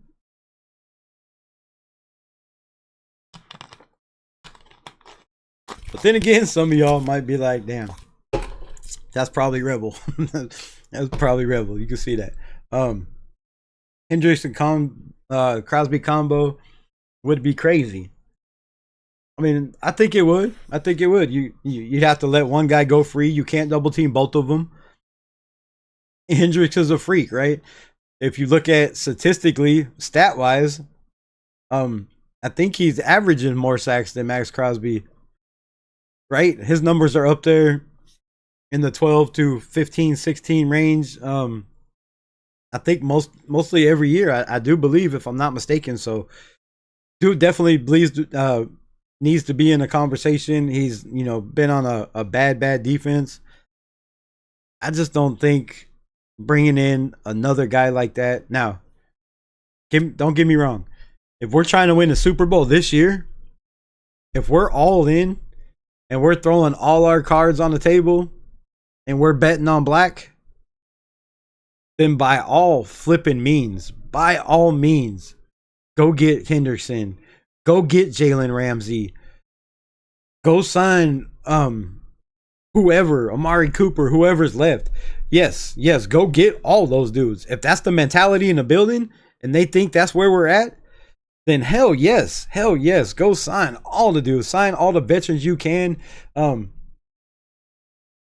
At this point, I don't even care. I don't even care if we have the lowest salary cap last year. If it gets us a Super Bowl this year, if we really think we have a chance of talking deep in the playoffs and winning the Super Bowl because we go get a guy like Hendricks that makes that defensive line absolutely unstoppable, you know, which I think Malcolm Kuntz does the same. Some people think, you know, we need a guy like Hendricks, but he's a veteran. He's been around, right?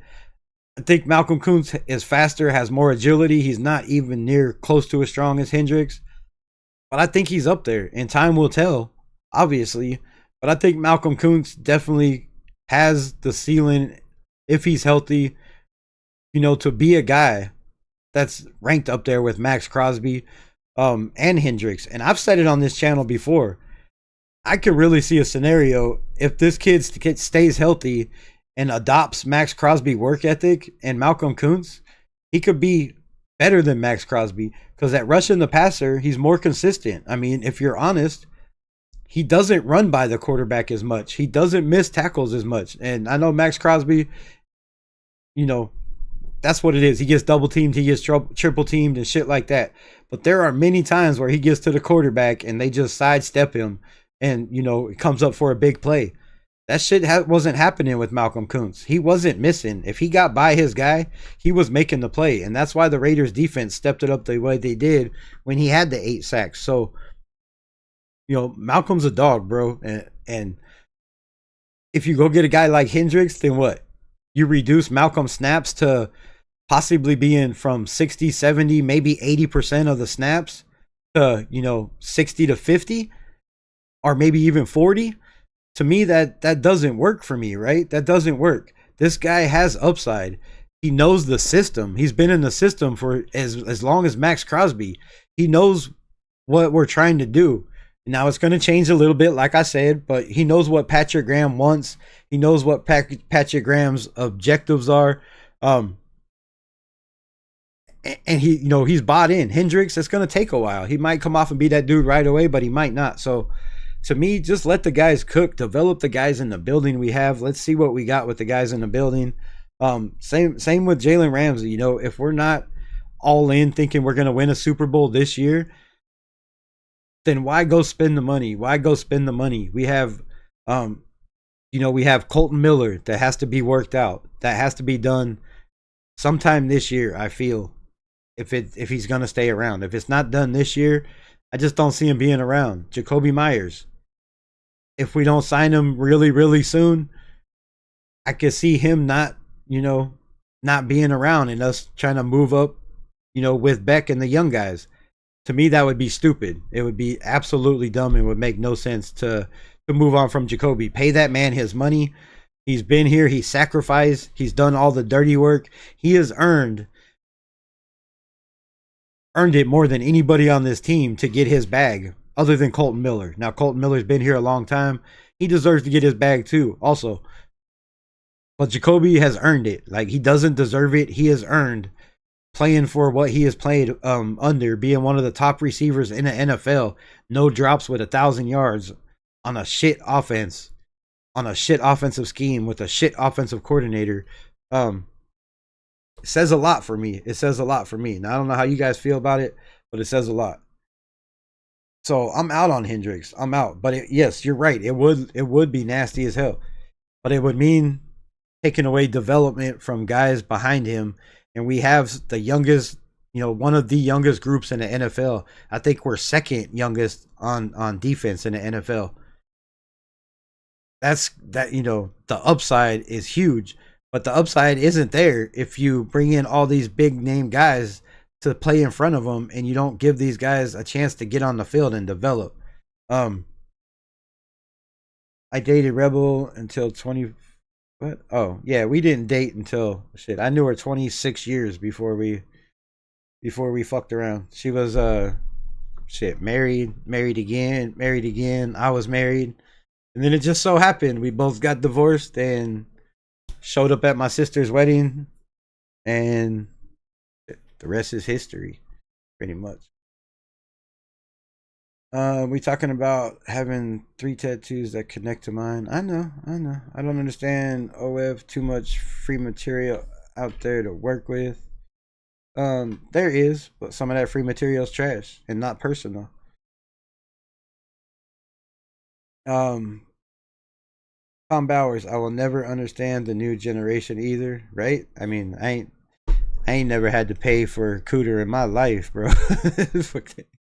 I mean, if you're married, I guess you can't say that, right? If you're married, you can't say that. But yeah, you shouldn't have to. I was lucky after PG Mags, before OF, never had to pay for anything, right? I mean, shouldn't have to. I guess if you're older in a relationship for a long time, tired of the same old, you know. But let's not get into that. I'm just gonna get myself in trouble. I was joking. I don't know. Blah blah blah. A Russian babysitter with a unibrow and a giant mole on her cheek. That was your first? That was your first, not bueno? A Russian babysitter with a giant mole on her cheek? Damn. Was it talking to you while you was hitting it and shit? Making faces at you? And have a big hair growing out of it? That's nasty, bro. It's nasty.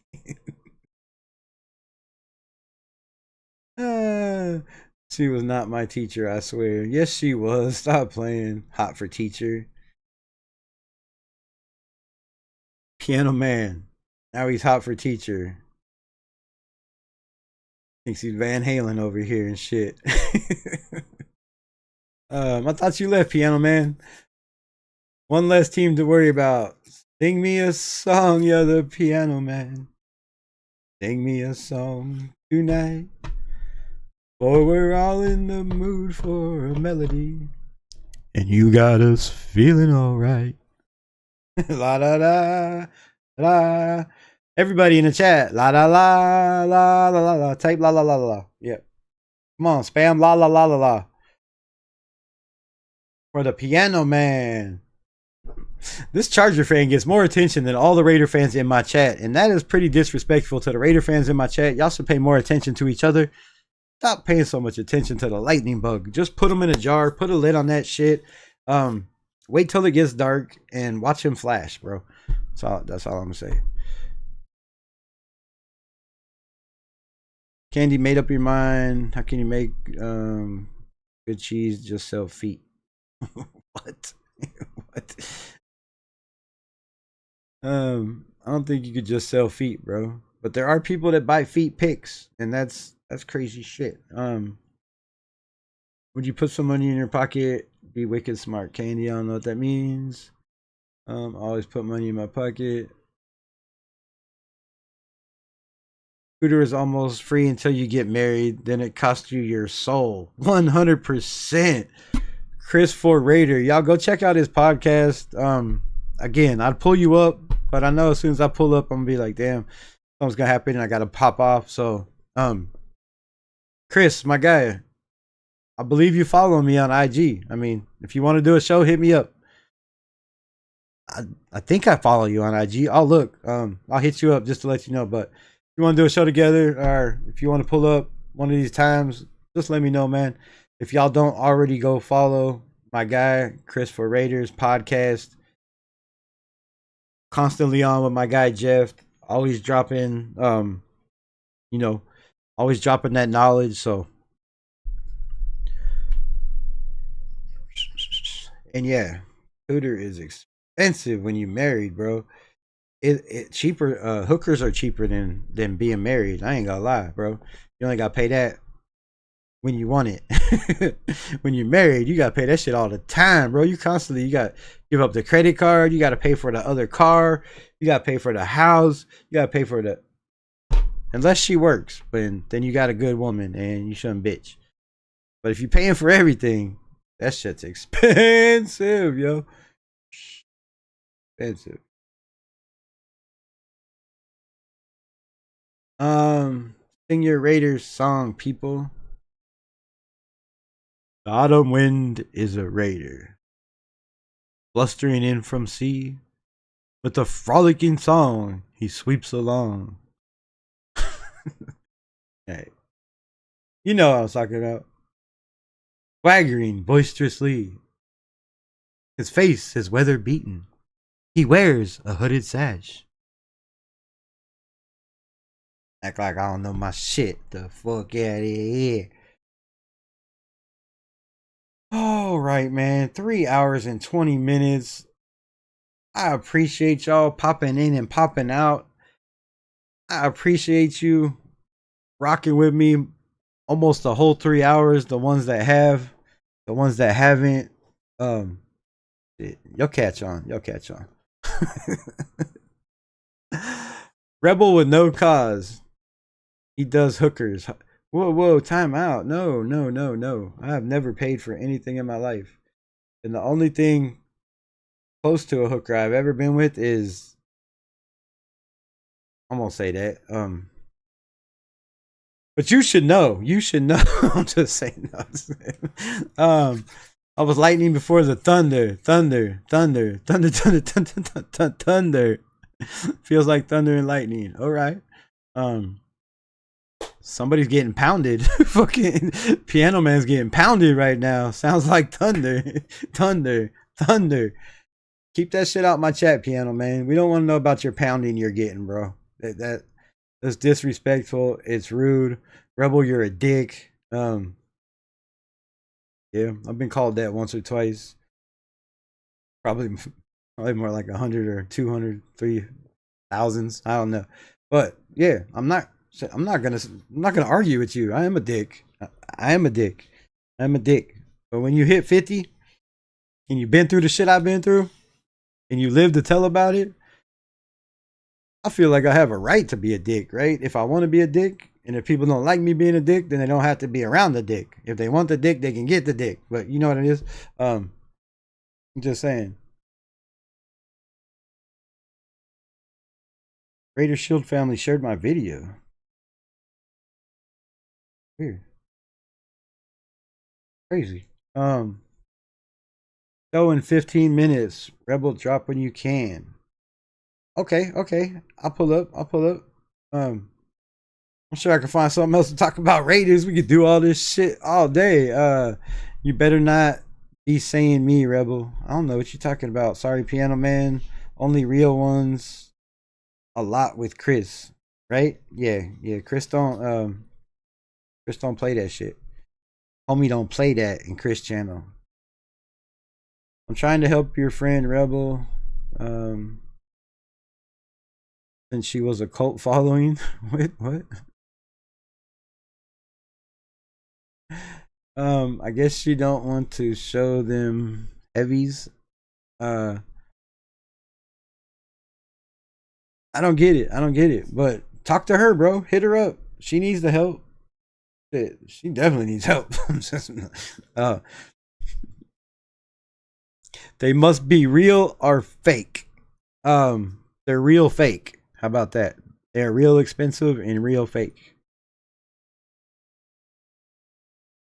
The titties are real. It's the bags inside of them are fakes, as she would say. I've heard that so many times that yeah. Mexico 15 minutes away from me boys. Okay. At Tom Bowers, worst team ever. What Tom Bowers say? Oh, I always gotta go back through this shit. I'm trying to get out of here. Candy gets the most attention. That's fine, bro. That's fine. He can come take over my shine. I'm good with that.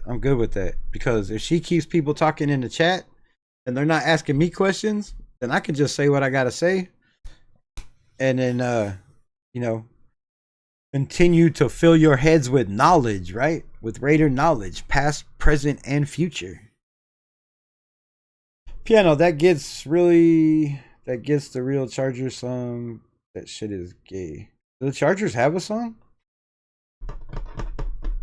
I earned my dickness. Shout out to my guy Chris. Appreciate you. Somebody drop his link, please, in the channel. Hawaiian Candy. Can you drop Chris's link in the channel so everybody can go pull up to a show in 15 minutes? Chris can fade a spider. He may have lost, but he's still a great guy. Chris ran a fade with spider. I don't know. Confused again. That ain't showing me heavies for free, bro. She sound like Popeye and shit. Ain't showing me heavies for free, bro. Why blow me down? Not showing me heavy for free. You gotta pay to see them titties, yo. Gotta pay. Only need help after dating Rebel. Everybody needs help after they date me. They need help to figure out why they ever let me go. Why they were so stupid to make the decisions that they did, to do the stuff they did, to lose a man like Rebel in their life. They all need help. They need psychiatrists, you know, they need doctors, they need all kinds of shit. I leave them a mess, yo. I leave them a mess. Strung out. No, I'm just fucking with you. Real bags are silicone. Pull me up, bro. I'm getting off here, man. I had to pee for like an hour, and if I hold it in any longer, that's just gonna be so fat that it's gonna explode. Teach me these kids about Napoleon Kaufman. They should know about Napoleon Kaufman. Come on. He's 4th all time in Raiders history. He was drafted in the 1st round. He couldn't stay healthy. But damn, he was fast and dynamic. It kind of reminds me of an Ashton Genty type, you know. He was nowhere near as thick, but he had them wheels. He had that elusiveness. He had that twitch. And what could have been if he stayed healthy? What could have been of Darren McFadden if he didn't have turf toe? I'd have cut that bitch off. I'd have been like, I don't need a toe. I'm playing for the Raiders. Fuck that toe. Ronnie Lott did for the 49ers. He didn't need his pinky.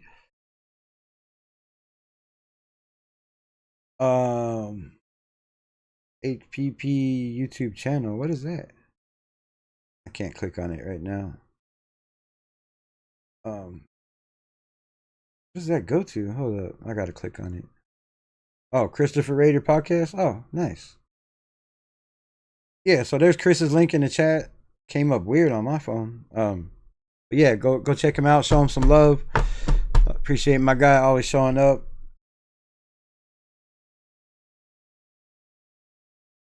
Spider bit my right eye last week. Oh shit, you got a spider bite on your eye? Damn, my brother. I got the same shit right here. See this scar? I don't know if y'all can see it on camera. Look like a bump right there. I don't know if a spider bit me or if it was an ingrown hair. But man, I squeezed so much nasty shit out of that thing. And then it never went away. Pissed me off. Scarred up this beautiful face and shit. Like, what the hell? Yeah, he makes us nuts. Nah, I give y'all nuts. I don't make y'all nuts. Calling myself out. I am calling myself out. Candy, look up Hunter Huntsman Spider. He's your friend. What? Okay. Rosetown in the building. Rebel is that guy. Use a bottle, Rebel. What am I using a bottle for? What? Wait, what? What? A bottle for what? I don't even want to know, kinda.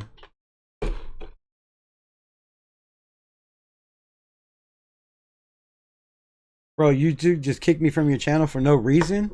Oh, that's some bullshit. That's some bullshit, yo. My shit just froze. Are y'all still with me? You still rocking with me? Cause my shit just froze on the channel I'm looking at. Rosetown, where you been, man? Or I'm just that late? Bro, I'm off tonight. I'll be on, hop on here later. Yeah. I'll probably be back on later. I'm probably gonna hop on Chris's channel here in a minute. It was pink eye. Nah, I've never had pink eye in my life, dude. I think it was a ingrown hair or a spider bite because there's like 2 holes when I squeeze it. But I messed with it so much it scarred up and that shit's never gonna go away. So don't pick at your face, bro. But when it was nasty, bro, it was a chunk at one time. I couldn't even see. Like it felt like if you pull your eye like this, you know, sideways, like you Chinese. If you do that, it kind of was like trying to see out that eye. It felt like somebody was just pulling on the corner of that shit. So of course I messed with it way too much. Way too much. Rosetown, you're gonna have a Rosetown. You're going to have to carry the team, bro. Cause I haven't played Warzone and oh, y'all gonna play Warzone? Shit, well, hit me up, dude. I wanna get in on this. Candy, I gotta hit you up later. But yeah, I want to get on some Warzone. I ain't been able to have time to but nothing but work, YouTube, work, YouTube. So I'll be down to kill some fools, bro. Let me get on that shit. Hit me up on Instagram. Send me your user's name so I can add you for real. Real talk. Unless you don't want to get fucked up by an old man, then I understand. Fuck that huntsman spider, they are huge. That's nasty. We're with you, Rebel. Cool. Chris was looking like Slick Rick with the eye patch. Oh, Slick Rick in the house. Lottie Dottie, we like to potty. We don't cause trouble. We don't bother nobody. We're just some men that's on the mic. And when we rock up on the mic, we rock the mic, right? Can I get demonetized for that? I'm just saying. Slick Rick in the building. Yo, you should do a Slick Rick skit. You should come out rapping if you still got that eye patch on. But, you know, as a Raider content creator, being able to have an eye patch on is kind of cool. I kind of wish I'm kind of thinking about going to get me one. I think I can see better out of one eye anyways. I used to drive home like that back in the day. I won't tell you why, but sometimes I had to drive with one eye, so I think this eye sees better. Nope, it's the right eye. So you know, if I can get a patch, I might go get me a patch so I could be a real pirate up in this bitch. I'm just saying. Slick Rick in the building. Bet y'all didn't know I knew some Slick Rick, huh? You're like, how the hell does this white ass goofy rebel acting like he's from the hood know who Slick Rick is? Come on, y'all. Come on. Let's run it, Rebel. Hell yeah. For sure, bro. I'm gonna get up in there. I'm telling you. Send me your links, dude. Send me your shit.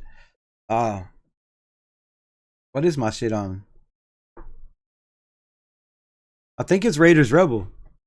I do believe it's RaidersRebel on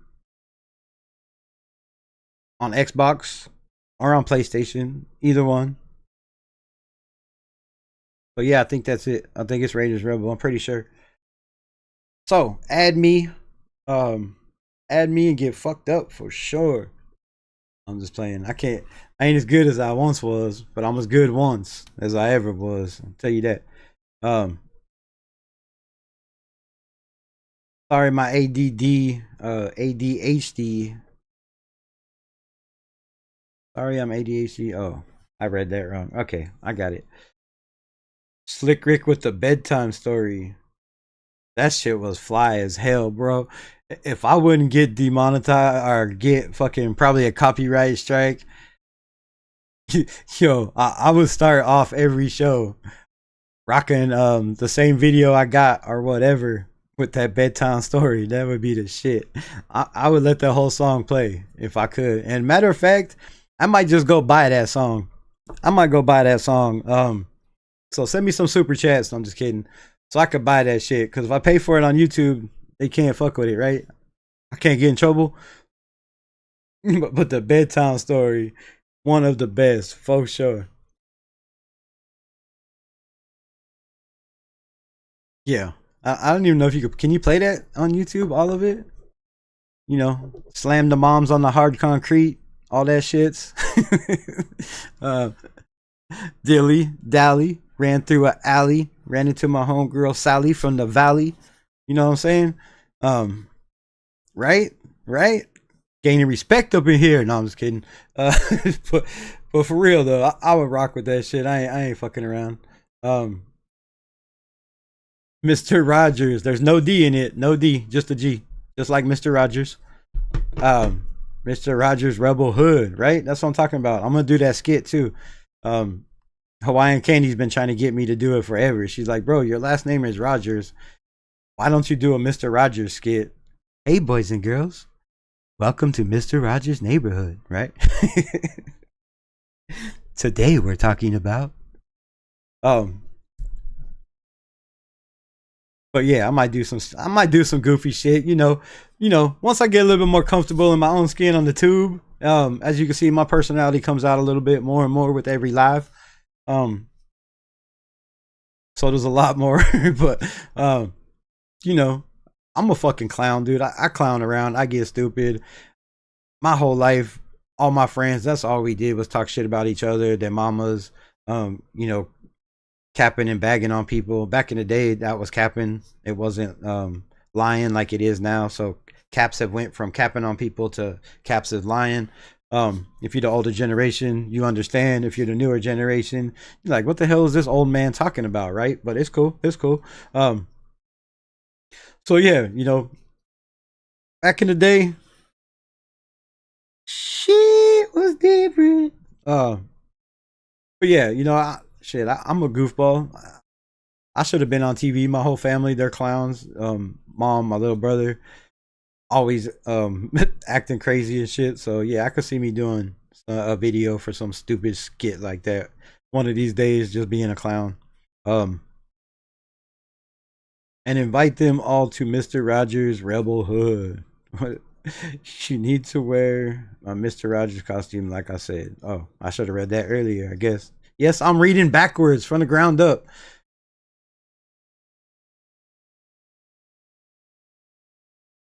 Hey, Rebel, tell that Chris podcast not to be a Karen and let Chargers do their thing.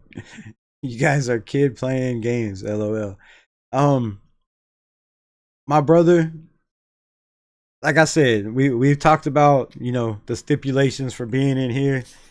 Some people are just different, man. And Chris Raider is a grown man. I can't tell a grown man what to do.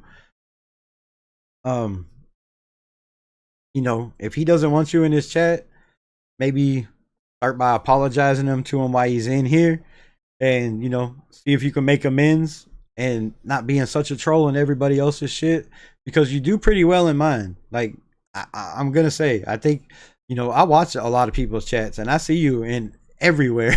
I see you everywhere. So I appreciate you respecting me in my chat. Is why you're in here.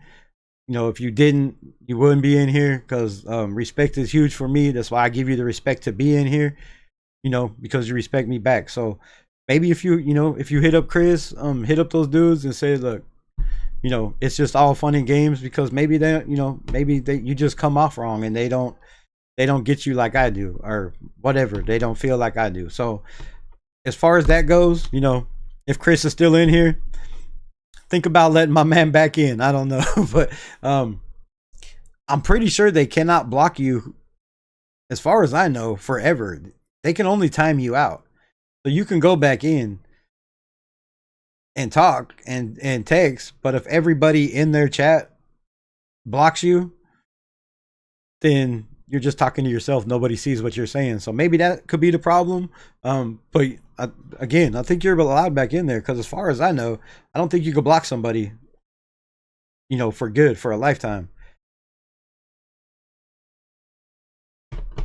But there we go. So I did my best. And why I'm helping out a Chargers fan, I don't know, but it is what it is. Like I said, we are not the same. My favorite song is "They Not Like Us." I should have made a song "They Not Like Me." They not like me. They not like me.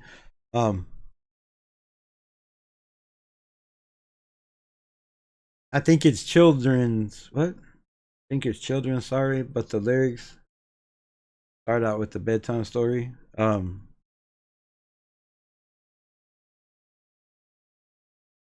Yeah, Lickety Rick in the house.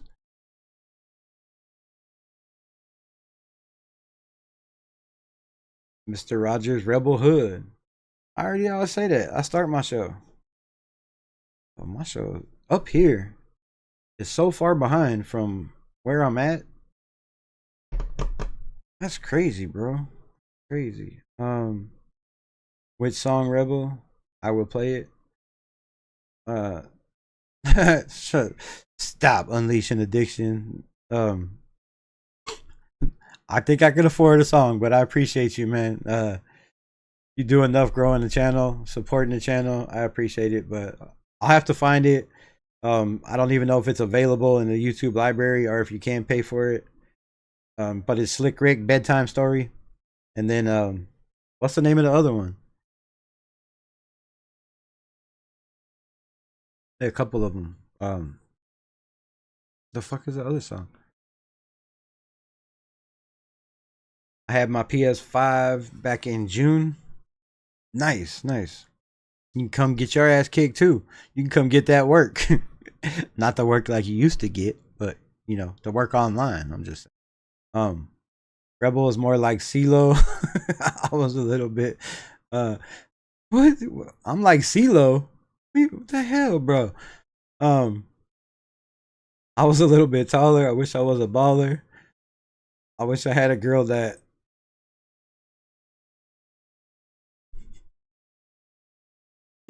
looked good. I would call her. For real? That's what I'm like? Damn, that's fucked up. I don't think that's what it's like at all. I never wished I was a baller. I've been that shot caller. And shit, all my good girls look so good that I'm not the only one that wanted to call them. Everybody wanted to call them. So just clear that up. And I sure the fuck ain't like CeeLo Brown, bro. You got me fucked up over here. The hell kind of shit is that? What else we got? Camo is my type of class. Camp Low or Camo? Is it supposed to be Camo or Camp Low? The fuck is Camp Low? I've never been there. I wish I had a rabbit in a hat with a pack and a 64 Impala. I'm talking about. Y'all can make me go listen to some hip hop. You need to you need to put on a thank you and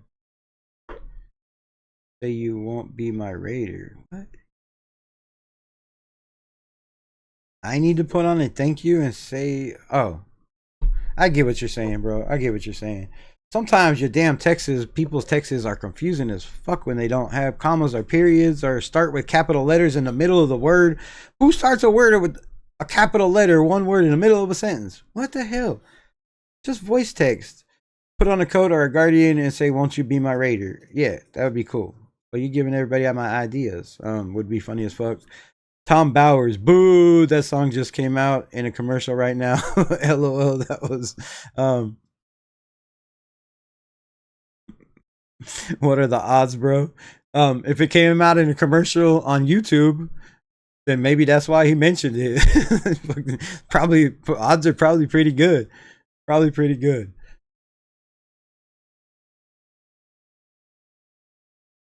That's funny as fuck. All right, God, I got to get to the bottom of these chats. 3.5 hours in the daytime. I'm taking up people's airspace. Tom Bowers, right? Damn, bro, I feel like one of us should buy a scratcher. We might be. What did he say? Yeah, go buy a scratcher. Buy me one too.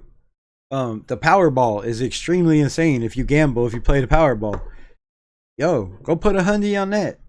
But don't let them generate numbers. Pick your own. Pick your own. That is the key to winning the Powerball. Pick your own shit. Go with numbers you wore in high school. Go with your kids' birth dates. You know, I want a bunch of money on that shit. When we living in Vegas, we go eat, lunch or breakfast or dinner at the casino. You can, play the Keno shit. I always win money using my kids' birthdays, the years they was born. That shit works. That shit works. You put that shit out in the universe, you get vibes. So, you're welcome on how to hit the lottery. I'm just saying. Visualizing the the realism of life. And what? Oh, actuality. Bro, you gotta put spaces. Of life and actuality. Who's the baddest? The person's status depends. Solid aimed at mentally is money oriented, designed in life to dream for all in one peeps or whoever. Okay. Okay. Okay. Made it cuz we are beginners. We are beginners in the hood. As 5%ers, but something must hey still bro. 5%ers must have caused all an turn and shinners in pieces some settings and squad. Yeah. Yes. You can't block people. That's what I'm saying. So Pop Tarts. Dude in his Pop Tarts. Piano Man loves Pop Tarts. He must have got the biggest kick out of them calling Devontae Pop Tarts last year. But others can block. Yeah. So I can't, as a content creator, kick you out of my chat for good. Like, I should probably lean back in this bitch. I can't kick you out for good, right? I could time you out. I can hide the message. That's all the power I have. My mods, they have the same power. They can time you out. They can hide the message. So they can kick you out, but they can't keep you out. Probably everybody on the planet is gonna be pissed at me for just telling you that, but it is what it is, right? Rebel, you out here like little Troy on bad. Little Troy, wasn't that Michael Jackson that said I'm bad? I don't know Little Troy, bro. I don't know who Little Troy is, and I ain't out here trying to be like nobody. Again, got me fucked up, bro. The only person I'm trying to be like is me. I don't copy shit. I don't act like shit. I don't front like shit. I don't dress like nobody. If you don't believe me, ask Hawaiian Candy my style. I rock motherfucking shit. I'll tell you right here. Act like I'm trying to be somebody. See my shit? That's what I rock, boy. Right there. You see them? America kicks. And I rock that shit with my dicky fucking shorts too. Yes, sir, I do. So when you see somebody out rocking red, white, and blue boots, wearing dicky shorts, double take, because it's probably me, the only one on the planet. So yeah, I ain't like nobody, bro. You got me fucked up. Comment was funny though. Comment was funny. Gambling doesn't work. You gotta have a strategy. No, don't gamble. Gambling is bad. It is horrible. But if you have the money, you know, to just throw away, then shit. Your odds are as good as anybody's. You can kick them. I already got that. I got that. OMG, don't do it. They are ugly. I do it all the time. And if you don't believe me, you can go on my IG, you can go on my TikTok, LV-RaidersRebel, and see my fashion, bro. My fashion. Dickies, Raider shit, and red, white, and blue cowboy boots. Ain't fucking with you. Most of the time, bro. I'm a redneck country thug with swagger. Come from the hood, raised in the hood, got out the mud.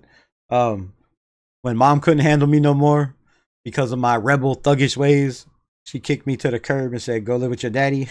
And then when I got there and had to fight with a bunch of rednecks who was like, why is this boy talk like he's not white and, you know, has an accent like he's from somewhere else and he's rocking Raider gear, and we all wear button-up shirts with, you know, skinny tight jeans where our junk can't breathe. Fucking, I had to fight again.